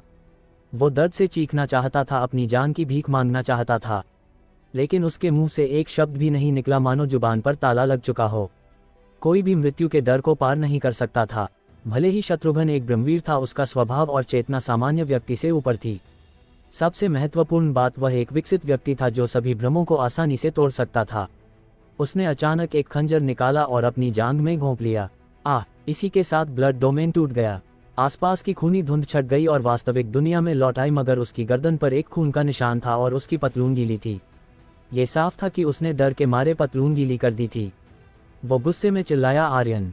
आर्यन के होठों का कोना मुड़ा और उसने ठंडी हंसी। क्या हुआ? मज़ा नहीं आया? तो व्यूवर्स, आपको को क्या लगता है क्या होगा इस नॉवल में आगे? ये जानने के लिए सुनते रहिए स्पिरिट वर्ल्ड के अगले चैप्टर सिर्फ और सिर्फ हमारे चैनल रोज बस पर। और हाँ, अगर चैप्टर पसंद आया हो तो लाइक और कमेंट जरूर कर देना। इससे मुझे भी अगले चैप्टर्स को अपलोड करने में मज़ा आता है। धन्यवाद।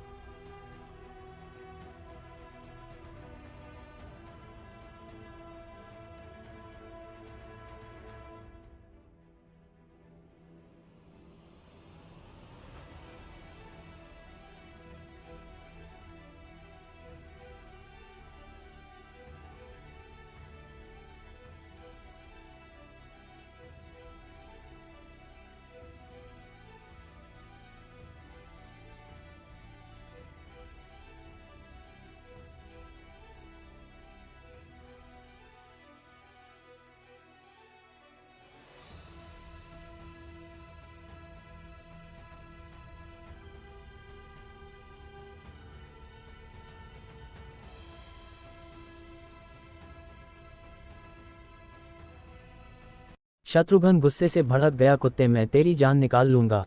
आर्यन बिल्कुल नहीं डरा और बोला, मैं भी तेरी जान निकालना चाहता हूँ। शत्रुघ्न ने अब और ज्यादा बकवास नहीं की। वह पलक झपकते ही आर्यन के सामने आ गया। एक कुटिल हंसी के साथ उसने सीधे आर्यन के सीने पर हथेली से हमला किया। अब बच के दिखा कमीने। आर्यन अपनी जगह से एक कदम भी नहीं हिला। उसके शरीर पर क्रिम्सन ड्रैगन की रक्षक शक्ति सक्रिय हो गई और उसने तुरंत अपने दिल में गर्जना की। 9वें लेवल की सोलस्टम तकनीक, सुपर सोल मोड, फलक हथेली। 1 सेकंड के 10वें हिस्से से भी कम वक्त में आर्यन की तीनों तकनीक सक्रिय हो गई। जैसे ही शत्रुघ्न की हथेली उसके सीने से टकराई, उसी समय आर्यन की हथेली भी बिजली की गति से शत्रुघ्न के सीने पर लगी। 2 जोरदार धमाके गूंजे। आर्यन उछलकर दूर जा गिरा, जमीन में धंस गया। एक गहरा गड्ढा बन गया और गड्ढे के आसपास दरारें पड़ गईं। शत्रुघ्न ने भी एक मुट्ठी खून उगला। उसका शरीर दीवार से टकराया, जिसने हॉल को खंडहर में बदल दिया। इस बार ताकत का टकराव बराबरी का था। हालांकि जिस पल आर्यन जमीन पर गिरा, उसका शरीर उछला और तुरंत सामने की ओर उड़ा। उसकी रफ्तार अद्वितीय थी। शत्रुघ्न एक ब्रह्मवीर था। अगर उसे सांस लेना का मौका मिला तो वो आर्यन का काम तमाम कर देगा। इसीलिए आर्यन उसे कोई मौका नहीं देना चाहता था। जब सामने वाला कमजोर हो तो उसे तुरंत मारने में फायदा होता है। उसी पल कालकंटक एक काले कोहरे की तरह आर्यन के सामने आ गया। आर्यन की आंखें ठंडी हो गई। उसने तुरंत अपने दिल में कहा, रागनार, इसे संभालो। आसमान से एक बास्केटबॉल गिरा और एक धमाके के साथ इसने जमीन को फाड़ दिया। एक राक्षस की तरह रागनार कालकंटक के सामने आकर खड़ा हो गया। उसी पल कासिमो भी आर्यन की ओर तेजी से बढ़ा। हयातो, आर्यन ने कहा। जी मास्टर। एक चमकती हुई तलवार के साथ आर्यन के बगल में हयातो भी आ खड़ा हुआ। उसने चिल्लाया, मृत्यु सारे दुखों का इलाज है, तो चलो मैं तुम्हें मुक्ति दे देता हूँ। दोनों महाशक्तिशाली योद्धा आर्यन के 2 अवतारों द्वारा रोक दिए गए और आर्यन अभी भी अपनी पूरी रफ्तार से शत्रुघ्न की ओर बढ़ रहा था। उसने दूर से ही उसकी ओर एक हमला किया, तूफान कट। शत्रुघ्न जो जमीन से अभी अभी उठा था, इससे पहले कि वो प्रतिक्रिया दे पाता, एक तूफान ने उसे घेर लिया। लेकिन अगले ही पल उसने एक हाथ के झटके से उस तूफान को मिटा दिया और गुस्से में चिल्लाया, आर्यन, तू इन छोटे मोटे हमलों से मुझे मारना चाहता है। ये तेरी बहुत बड़ी भूल है। हालांकि ये तूफानी वार तो बस शत्रुघ्न को धोखा देने के लिए था। आर्यन ने एक और वार किया, मैग्मा स्लैश। तूफान के बीच आर्यन का शरीर एक चमकती रोशनी की तरह आया और उसने सीधे शत्रुघ्न को उड़ा दिया। ड्रैगन स्लेयर की ब्लेड फिर से हिली और आर्यन ने जोर से दहाड़ा। ड्रैगन स्लेयर तकनीक 1000 कट। एक चक्रवात उठा, ब्लेड पागलपन से नाची। पूरा हॉल ब्लेड ऊर्जा से भर गया जो बेतहाशा फैल रही थी। जहां भी ब्लेड ऊर्जा गई, सब कुछ चूर चूर हो गया और हॉल का आधा हिस्सा आर्यन द्वारा उलट दिया गया। आर्यन हवा में पागलपन से नाच रहा था। 637वां कट, 896वां कट, 1000वां कट। आखिरी बार भारी रूप से नीचे गिरा, जिसने शत्रुघ्न को जमीन में गाड़ दिया। लेकिन शत्रुघ्न के चेहरे पर अब भी मुस्कान थी। उसने तिरस्कारपूर्वक कहा, बस इतना ही? क्या तू बस इतना ही कर सकता है? हा, ये काफी नहीं है मुझे मारने के लिए। शत्रुघ्न की एचपी भी एक बहुत ही भयानक अस्तित्व था जो 4.8 अरब तक पहुंच चुकी थी। आर्यन की आंखें सिकुड़ गई। उसी पल उसके हाथ से ड्रैगन स्लेयर गायब हुआ और अमृति स्वॉर्ड का ताबूत भारी आवाज के साथ जमीन पर गिरा। स्वॉर्ड सेंट 81 वार तकनीक। ताबूत का ढक्कन खुला और हवा को चीरती हुई कई तलवारें उड़कर बाहर निकली, जो सीधे शत्रुघ्न के सिर पर ताबड़तोड़ गिरी। और घमंड कर आर्यन ने तंज कसा। हर तलवार पिछली से ज्यादा खतरनाक थी और हर तलवार पिछली से ज्यादा तेज थी। इनमें एक गजब की भेदन शक्ति थी। शत्रुघ्न जो वापस उठने वाला था, फिर से जमीन में गाड़ दिया गया। हालांकि उसे नुकसान तो हो रहा था, पर जितनी उसकी एचपी थी उस हिसाब से ये तलवारें उसे पूरे 1 महीने में भी नहीं खत्म कर पाती। आर्यन ने तुरंत पुकारा, हायरा। थंडर ड्रैगन रॉड हिला और हायरा अपनी जादुई छड़ी के साथ बाहर निकली। जैसे उसे पता हो कि क्या करना है, उसने अपनी छड़ी लहराई। Thunder beam. आसमान काले बादलों से भर गया और बिजलियां जोरों से कड़कने लगी।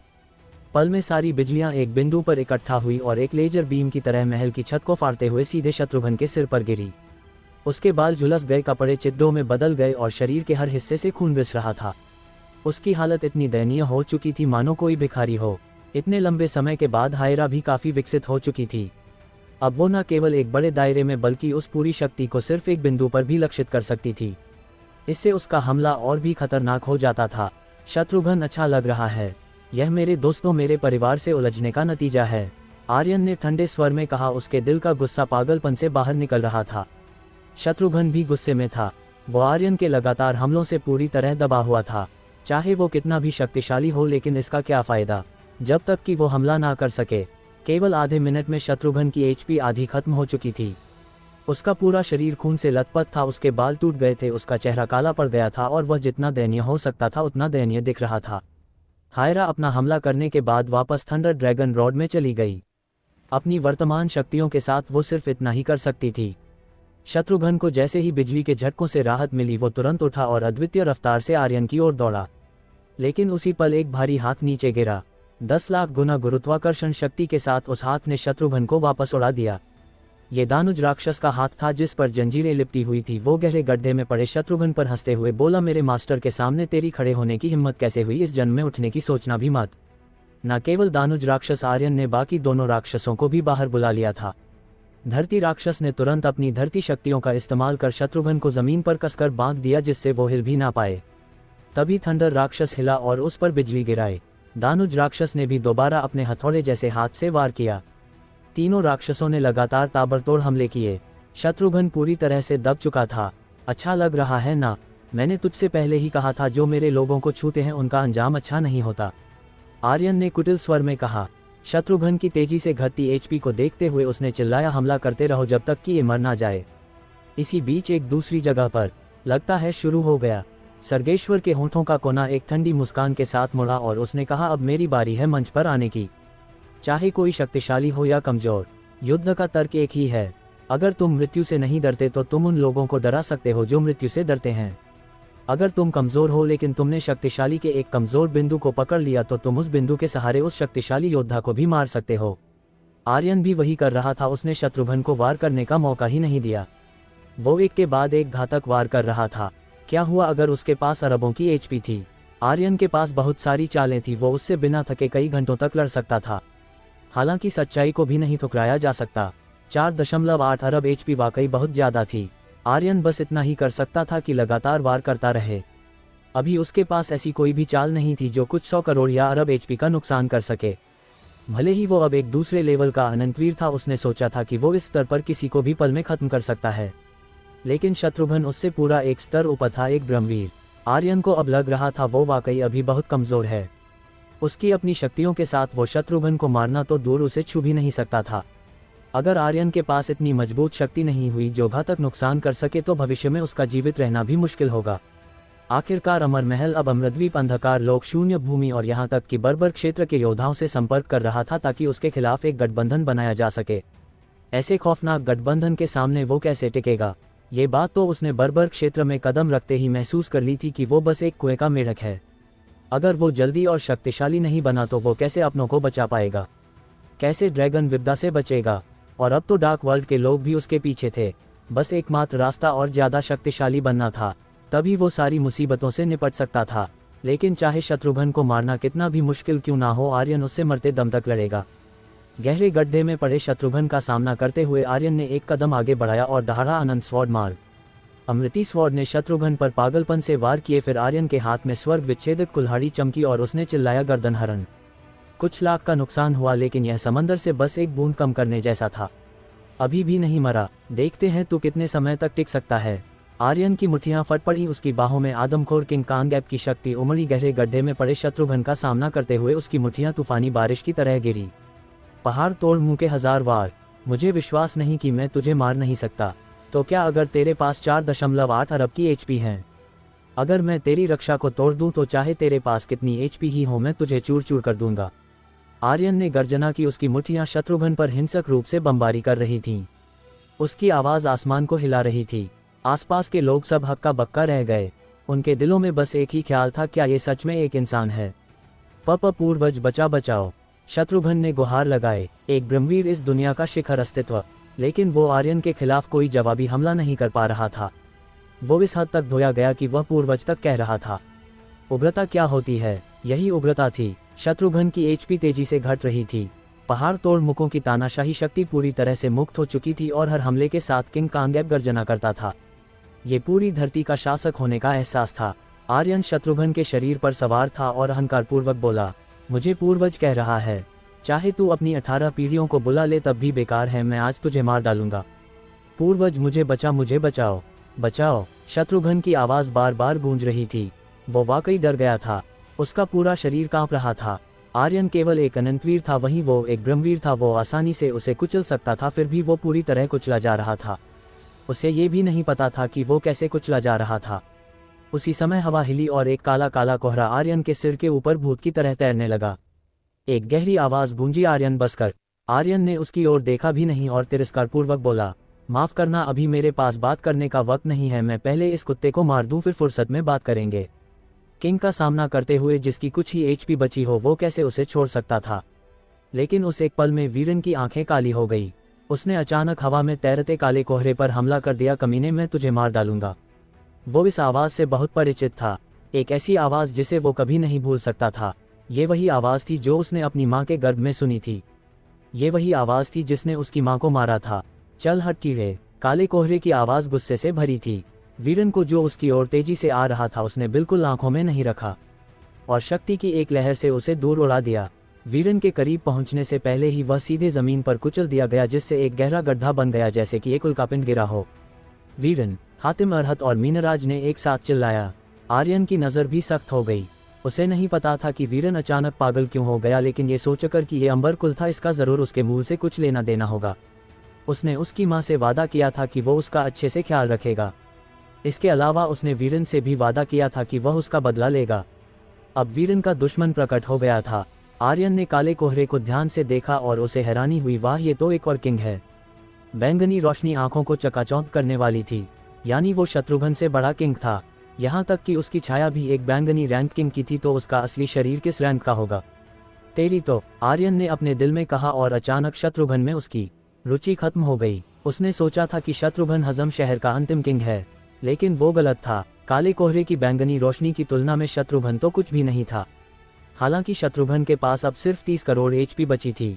अगर उसे कुछ और मिनट मिलते तो वो इसे मार सकता था। वो उसे ऐसे ही जाने नहीं दे सकता था। आर्यन ने गर्जना की और वापस मुंह के चलाते हुए बोला, पहले तुझे मारता हूँ। और फिर उसने शत्रुघ्न पर ताबड़तोड़ मुक्कों की बारिश कर दी। काला कोहरा बहुत गुस्से में था, जैसे उसकी गरिमा को कुचल दिया गया हो। उसने चिल्लाया, मैंने तुझे रुकने को कहा, क्या तुझे सुनाई नहीं दिया? आर्यन, लगता है तू जीने से तंग आ चुका है। उसी पल काले कोहरे से शक्ति की एक लहर उमड़ी और सीधे आर्यन पर गिरी। आर्यन का दिमाग डूब गया, जैसे उसकी चेतना से शक्ति का स्रोत सोख लिया गया हो। वो तुरंत कुचल दिया गया। उसकी चेतना में ड्रैगन एम्परर के सिर ने कहा, लड़के, तू तो बुरी तरह कुचला जा रहा है। अगर तू नहीं कर सकता तो मुझे करने दे। कभी नहीं। आर्यन ने गर्जना की। उसकी मुठ्ठियां अभी भी लगातार शत्रुघ्न पर बरस रही थीं। वो मरने वाला था तो वो उसे कैसे छोड़ देता। काले कोहरे से एक और शक्तिशाली लहर गिरी। आर्यन का शरीर डूब गया और उसकी बाहों की किंग कांगैप शक्ति गायब हो गई। उसकी मुट्ठियों में कोई ताकत नहीं बची थी, तो मुक्के से होने वाला नुकसान सब शून्य था। उसकी शक्ति दबा दी गई थी और वो बिल्कुल मुक्त नहीं हो पा रही थी। इससे भी जरूरी, उस पल में एक और काली आकृति ऊंचाई से उतर रही थी। ये वह व्यक्ति था जिसे वो बहुत अच्छे से जानता था, सर्गेश्वर। आर्यन हक्का बक्का रह गया। उसकी आंखें हैरानी से भरी थी। तू मरा नहीं? ये कैसे हो सकता है? सिस्टम ने भी उसे मरा हुआ घोषित कर दिया था, तो वो अब जिंदा कैसे था? आर्यन को कुछ समझ नहीं आया। हालांकि यह इसके बारे में सोचने का वक्त नहीं था। उसे जल्द से जल्द शत्रुघ्न को खत्म करना होगा। सर्गेश्वर के होठों का कोना मुड़ा और उसने मुस्कुराते हुए कहा, तुझे ये उम्मीद नहीं थी है ना? हा हा हा, लेकिन चिंता मत कर, मैं हजम शहर तुझसे मिलने नहीं आया बल्कि उसके लिए आया हूँ। उसने शत्रुघ्न पर नजरें टिकाई। तो कुलपति, मेरे पिछले प्रस्ताव के बारे में तुम क्या सोचते हो? शत्रुघ्न के बोलने से पहले ही उसने आगे कहा, अभी तक सोचा नहीं। अगर नहीं सोचा तो फिर से सोच लो, मैं जल्दी में नहीं हूँ। ये कहकर सर्गेश्वर चुपचाप वहां खड़ा रहा। आर्यन को देखा और बोला, जारी रख। उस पल में थोड़ी देर की बेहोशी के बाद वीरन जाग गया और फिर से कोहरे की ओर लपका। वो अपना होश खो चुका था। मैं तुझे मार डालूंगा, वो चिल्लाया, लेकिन उसके करीब पहुंचने से पहले ही वो फिर से धमाके से नीचे गिरा। वो बिल्कुल उसका मुकाबला नहीं कर पा रहा था। यहाँ तक कि अगर वो अपनी पूरी शक्ति को निकालता तब भी वो उसका मुकाबला नहीं कर पाता। आर्यन भी कुचला जा रहा था। उसकी शक्तियाँ पूरी तरह दब चुकी थी और उसके दांत इतनी जोर से भिंचे थे कि चटकने की आवाज़ आ रही थी, तेरी माँ की। शत्रुघ्न उत्साह से हंसा और बोला, आर्यन, आसमान में जो है वो हमारे अंबरकुल का पूर्वज है, डॉकवर्ल्ड का एक महायोद्धा। अगर तुझमें हिम्मत है तो जा और उसे मार दे। हा हा हा। अगर जिंदा रहना चाहता है तो अब भी मेरे सामने घुटने टेक दे। आर्यन का शरीर कुचला जा रहा था, चेतना कुचली जा रही थी और उसकी सारी शक्तियाँ कुचली जा रही थी। अगर यह ऐसे ही चलता रहा तो उसके लिए शत्रुघ्न को मारना असंभव था। केवल उस शक्ति से आज़ाद होकर ही वो शत्रुघ्न को मार सकता था। आर्यन की आंखें काली हो गई और वह जोर से दहाड़ा, आवेग क्रिस्टल। आवेग क्रिस्टल सक्रिय कर दिया गया है। अब इसे बस 4 बार और इस्तेमाल किया जा सकता है। सिस्टम की आवाज़ गूंजी और अमर ऊर्जा पट्टी में 10 लाख अमर ऊर्जा पॉइंट्स जुड़ गए। उसी पल आर्यन फिर से गरजा, फ्लेम ड्रैगन। आर्यन का शरीर अचानक बदल गया। उस पल में उसने अपने दिल में चिल्लाया, सभी ड्रैगन बाहर आओ और इस काले कोहरे को निगल जाओ। 46 ड्रैगन एक साथ बाहर निकले। अंबर महल पूरी तरह से ढह गया। आसमान में हर ओर हर रंग के विशाल ड्रैगन थे, मानो ड्रैगन क्षेत्र प्रकट हो रहा हो। हजम शहर के ऊपर का पूरा आकाश ड्रैगनों से भरा हुआ था। ये दृश्य अत्यंत आश्चर्यजनक था। हर कोई हैरान रह गया। इतने सारे प्राचीन ड्रैगन, कुल 47। ये बहुत ही आश्चर्यजनक है। लगता है ड्रैगन क्षेत्र खुलने का दिन दूर नहीं है। यहाँ तक कि अमर महल में पितृराज द्वारा इकट्ठा किए गए योद्धाओं के चेहरों पर भी उत्साह था। अमर महल में 60 से अधिक महायोद्धा थे। सभी ब्रह्मवीर स्तर के थे। वे धरती के सबसे भयानक अस्तित्व थे। पितृराज की बाहें कुटिल हो गईं और उसने अपने मन में सोचा, पिछली बार केवल 14 ड्रैगन थे और इस बार 47। लगता है आलोक सिंह ने आर्यन को अपनी सारी विरासत दे दी है। लेकिन यह अच्छा भी है, इस तरह ड्रैगन क्षेत्र खुलने का दिन और करीब आ रहा है। पितृराज अपने दिल में आत्ममुग्ध होकर हंसा। आर्यन, इस बार तेरा सामना धरती के सबसे शक्तिशाली लोगों से होगा। देखते हैं तू इसे कैसे रोकता है। हजम शहर के ऊपर आकाश में 47 ड्रैगन हवा में खड़े थे, सीधे काले कोहरे के गोले को घूर रहे थे। आर्यन ने आदेश दिया, इसे निगल जाओ। ड्रैगनों की गर्जन चारों ओर गूंजी और वे एक साथ आगे बढ़े, अपने मुंह खोलकर पागलपन से काटने लगे। यह मारना नहीं था, ये निगलना था। आर्यन की अगुवाई में सभी ड्रैगन काले कोहरे पर झपट पड़े। काले कोहरे को प्रतिक्रिया करने का समय भी नहीं मिला, क्योंकि 47 ड्रैगनों की आभा ने उसे कुचल दिया था। केवल कुछ ही सेकंड में वो काला कोहरा फट गया और चूर चूर हो गया। उसी पल सिस्टम की आवाज गूंजी। आर्यन ने भी तुरंत चिल्लाया, अमर मूल्य सक्रिय करो। बधाई हो आर्यन, तुमने अंबर कुल के पूर्वज जो डार्क वर्ल्ड का एक योद्धा है की छाया को मारा है। तुम्हें एक्सपी पॉइंट्स, अमर ऊर्जा पॉइंट्स और 10 अमर मूल्य मिले हैं। बधाई हो आर्यन, तुम्हें प्राचीन अंबर तंतु बल्डलाइन मिली है। बधाई हो आर्यन, तुम्हें अंबरले सील मिली है। बधाई हो आर्यन, तुम्हें कल्प घंटी मिली है। बधाई हो आर्यन, तुम्हें प्रिज्म स्वॉर्ड मिली है। बधाई हो आर्यन, तुम्हें मून चक्र मिला है। बधाई हो आर्यन। सब कुछ शानदार सामान था। ये सभी प्राचीन युग के सर्वोच्च खजाने थे और प्रत्येक धरती में एक अतुलनीय अस्तित्व थे। अब जब वो एक साथ मिले तो ये पूरी तरह से अव्यवस्थित था। बधाई हो आर्यन, ऊपरी लोक के योद्धा की छाया को मारने पर तुम्हें विशेष इनाम मिला है। सभी तकनीकों, अस्त्र शस्त्रों और पैच का लेवल जोड़ 1 मिला है। आर्यन के शरीर के भीतर से गूंजती आवाजें आईं, जैसे कि उसके शरीर के अंदर मंद गर्जना लगातार फट रही हो। वाह, आर्यन की आंखें फटी रह गई। सुपर सोल मोड 4थे लेवल पर पहुंच गया है। सोलस्टम तकनीक का भी लेवल बढ़ गया है, सोमसूत्र का भी। आर्यन के पास हर चीज का एक लेवल बढ़ गया था। यहाँ तक कि हयातों और रागनार भी 7वें लेवल पर पहुंच गए। दानुज राक्षस, धरती राक्षस और थंडर राक्षस का भी लेवल बढ़ गया। सारे ड्रैगनों की शक्तियां भी बढ़ गई हैं। इसके अलावा स्नो वाइट और आइस फायर जो आर्यन के पेट स्पेस में नहीं थे, उनका भी लेवल बढ़ गया। आर्यन पूरी तरह से हक्का बक्का रह गया। वो वहां मूर्खों की तरह खड़ा था। तेरी तो ये बहुत उग्र नहीं है? क्या ये डॉक वर्ल्ड का किंग है? अब तो मैं वहां जाना चाहता हूँ। मुझे जाना ही होगा। आर्यन चाहता था कि वो तुरंत डॉक वर्ल्ड में घुस जाए। ये विस्फोट बहुत शानदार था। जब से वो इस दुनिया में आया था, उसने कभी इतना अच्छा महसूस नहीं किया था। बधाई हो आर्यन, तुम्हारे 3 लेवल बढ़े हैं। वर्तमान स्तर 5वें लेवल का अनंतवीर। लेवल बढ़ते ही एक शक्तिशाली ताकत आर्यन के शरीर में प्रवाहित हुई। अनंतवीर का हर लेवल अलग था और लेवल एक गुणात्मक छलांग था। उसने अपनी मुट्ठियां कसकर बंद की और स्वर्ग तक को छेदने जैसी शक्तियां उसके हाथों में थी। आर्यन पागलों की तरह हंसा, हा हा हा। शानदार। डॉक वर्ल्ड के योद्धा की केवल एक छाया ने इतनी सारी चीजें गिराई थीं। अगर ये मुख्य शरीर होता तो क्या ये स्वर्ग को फोड़ नहीं देता? पूर्वज, डॉक वर्ल्ड कैसी दुनिया है? आर्यन ने पूछा, पर अगले ही पल उसके चेहरे का रंग बदल गया। ये पूर्वज, ये मेरे लिए छोड़ दो, तुम सब कुछ नहीं खा सकते। अभी अभी मिले ज्यादातर सामान को पूर्वज रुद्रदेव ने बिना कुछ कहे साफ कर दिया था। पूर्वज रुद्रदेव ने चबाते हुए कहा, वो बहुत ही अच्छी दुनिया है लड़के, तुझे वो जरूर पसंद आएगी। पूर्वज, क्या तुम मेरे लिए कुछ छोड़ सकते हो? एक तो छोड़ दो। आर्यन रोने वाला था। रुद्रदेव ने सारी गिराई हुई चीजों को बिना कुछ कहे खा लिया था। पूर्वज, रुद्रदेव ने संतुष्टि से डकार ली और बोले, यही है असली खजाने, यही है असली शक्ति, ये बहुत शानदार है। चलो इतना मत रो, मैंने तेरे लिए एक छोड़ दिया। पूर्णिमा चक्र, यह एक उड़ान यंत्र है, मैं इसे तेरे उपयोग के लिए छोड़ रहा हूँ। ये कहते हुए पूर्वज रुद्रदेव बहुत उदार लग रहे थे, मानो एहसान कर रहे हों। उनका पूरा चेहरा लाल हो चुका था और फिर बोले, चलो लड़के, अब मुझे इन शक्तियों को पचाना भी है। आखिरकार मेरी अवशेष आत्मा को ठीक करने का समय आ गया है। इतने सारे प्राचीन खजानों को एक के बाद एक निगलने के बाद उनकी अंदरूनी शक्तियां अपनी दहलीज को छू चुकी थी। इतने सालों बाद वो आखिरकार अपनी आत्मा को पूरी तरह ठीक करने जा रहे थे। जैसे ही वो ऐसा करेंगे, उनकी शक्तियां तेजी से वापस आ जाएगी। आर्यन के कुछ भी बोलने से पहले ही पूर्वज रुद्रदेव की आभा आर्यन के शरीर से गायब हो गई। आर्यन मूर्खों की तरह खड़ा रह गया। पूर्वज, तुम्हारी तो इतनी सारी प्राचीन चीजों को निगल गए, मैंने तो देखा भी नहीं। क्या मैं अभी भी जीना चाहता हूँ? आर्यन का दिल कांप रहा था और ये बहुत दर्दनाक था। यह उसका मांस काटने जैसा था। हालांकि अगर ये चीजें पूर्वज रुद्रदेव की आत्मा को ठीक करने में मदद कर सकती थी तो आर्यन बिना हिचकिचाहट के ऐसा करता। वो अब और भी निश्चित था कि पूर्वज रुद्रदेव मरने से पहले बहुत शक्तिशाली रहे होंगे। जब डॉक वर्ल्ड के एक योद्धा की छाया इतनी खतरनाक थी, अगर पूर्वज पूरी तरह ठीक हो गए तो आर्यन ने इसके बारे में सोचने की हिम्मत नहीं की। उसी पल जैसे ही रागनार 7वें लेवल पर पहुंचा, उसने गर्दन हरण का उपयोग करके कालकंटक की गर्दन उड़ा दी। एक खटक की आवाज के साथ वह तुरंत मर गया।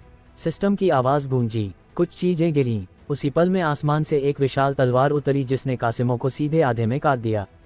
सिस्टम की आवाज गूंजी, बधाई हो आर्यन, अंबर कुल के ग्रेट एल्डर कासिमों को मारने पर तुम्हें एक्सपी पॉइंट्स, अमर ऊर्जा पॉइंट्स और 10 अमर मूल्य मिले हैं।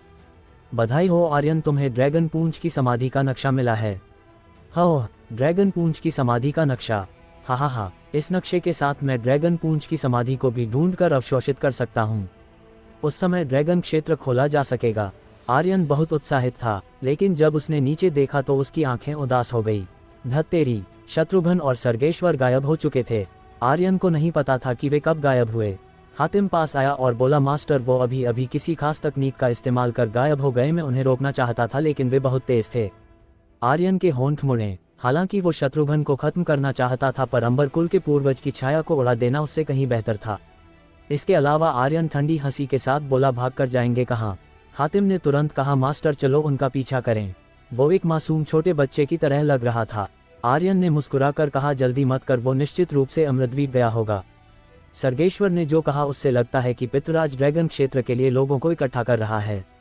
ही आर्यन उत्साह से हंसा और बुदबुदाया, बहुत अच्छे पितृराज, तुम सच में कमाल के हो। मेरे लिए उन्हें अच्छे से खिलाओ पिलाओ ताकि मैं एक्सपी पॉइंट्स कमा सकूं। जितने अधिक योद्धा होंगे और जितने शक्तिशाली होंगे आर्यन के लिए उतना फायदा था। जो उनसे एक्सपी पॉइंट मिलेंगे उनसे आर्यन निश्चित रूप से एक ब्रह्मवीर बन जाएगा।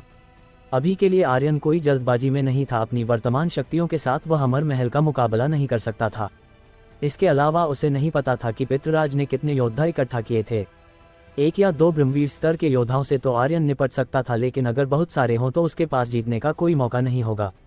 पहले ड्रैगन पूंछ की समाधि को ढूंढता हूँ, उसे अवशोषित कर दक्षिण तरंग महाद्वीप लौटूंगा। आर्यन ने अपने दिल में योजना बनाई। उसके पिता ने कहा था कि ड्रैगन क्षेत्र खोलते वक्त उसे सिंह परिवार को साथ लाना होगा। ऐसा क्यों? आलोक सिंह ने इसका कारण नहीं बताया, लेकिन इसके पीछे कोई कारण जरूर होगा।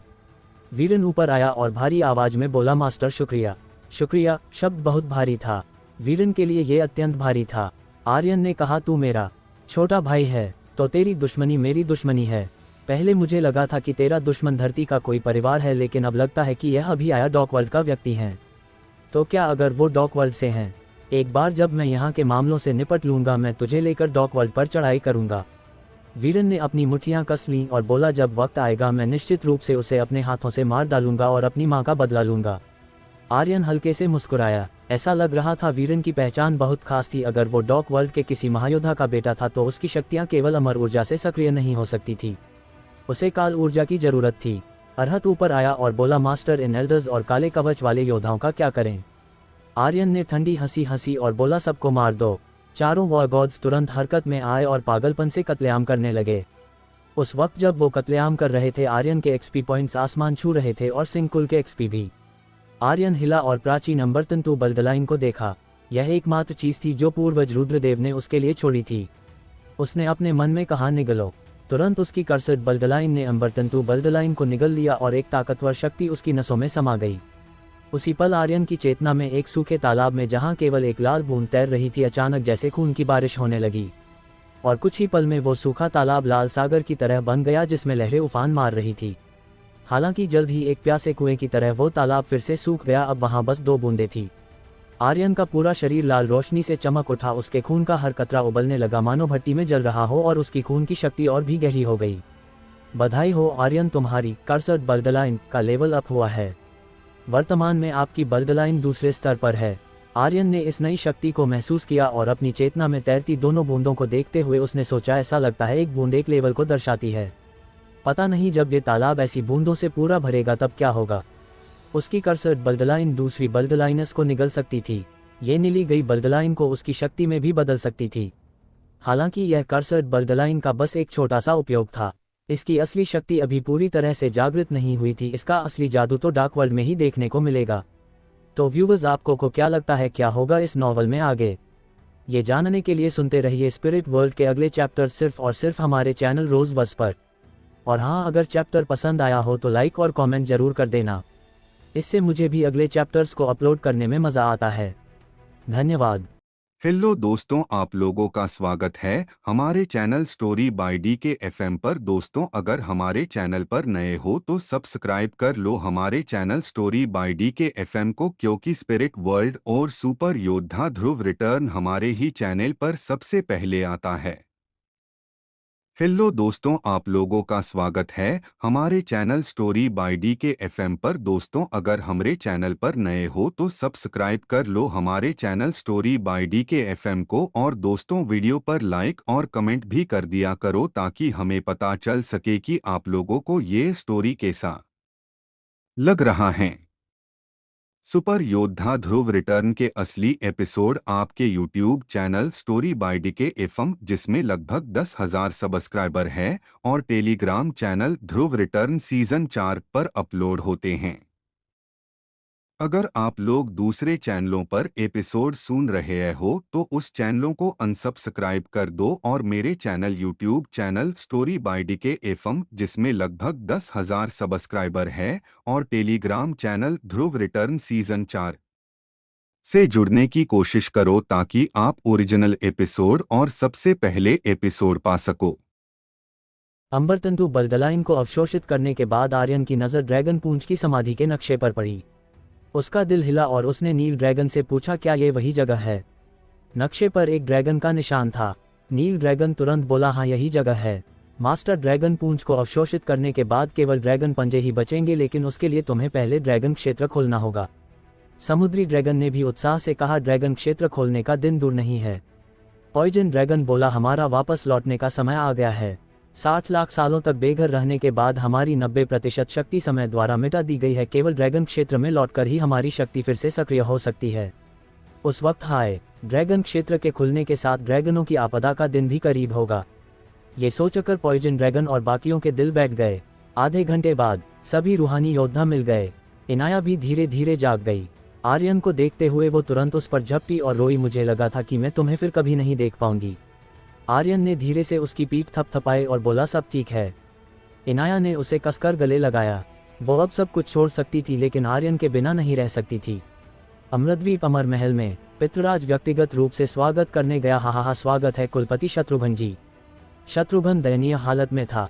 उसे न केवल बर्बर क्षेत्र से बचकर भागना पड़ा था, यहाँ तक कि उनका पूर्वज भी मारा गया था। उसके दिल में बहुत गुस्सा था। जैसे ही वो अमर महल में उतरा, उसने अंदर के लोगों को देखा और उसका चेहरा कुटिल हो गया। दारकाश चंद्र नेत्र, वहां एक से बढ़कर एक महान हस्तियां जमा थी। पितृराज हंसा, शत्रुघ्न जी क्या तुमने सोच लिया? उस पल में शत्रुघ्न ने बिना किसी हिचकिचाहट के कहा, मैं तैयार हूँ। ठीक है, हा, आज से हम एक परिवार हैं। हमारा लक्ष्य बहुत सरल है, ड्रैगनों का गुप्त खजाना, दीर्घायु की शक्ति। पितृराज हंसते हुए बोला, चलो जब तक ड्रैगन क्षेत्र नहीं खुलता तब तक हम अपनी शक्तियों पर ध्यान देते हैं। शत्रुघ्न थोड़ा चौंका और बोला, भाई पितृराज, क्या हमें आर्यन को पकड़ने की जरूरत नहीं है?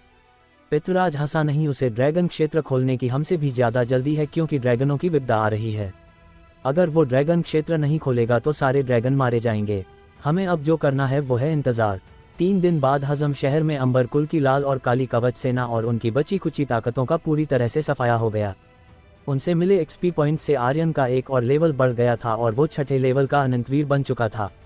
चौथे दिन आर्यन अपने साथियों को लेकर ड्रैगन पूंछ की खोज में हजम शहर से रवाना हो गया। हातिम ने उत्साह से कहा, मास्टर, क्या हम दक्षिण तरंग महाद्वीप वापस जा रहे हैं? अरहत ने भी उत्साह से कहा, मैं कई सालों से वापस नहीं गया। पता नहीं अब दक्षिण तरंग महाद्वीप का क्या हाल है। मीनराज भी खुद को रोक नहीं पाया और उसने पूछा, मास्टर, क्या हम त्रिकाल द्वीप होकर वापस जाएंगे? वो दक्षिण तरंग महाद्वीप को बहुत याद कर रहे थे। वो सभी जल्दी वापस जाना चाहते थे। आर्यन ने कहा, अभी नहीं, दक्षिण तरंग महाद्वीप लौटने से पहले हमें कुछ तैयारियां करनी होंगी।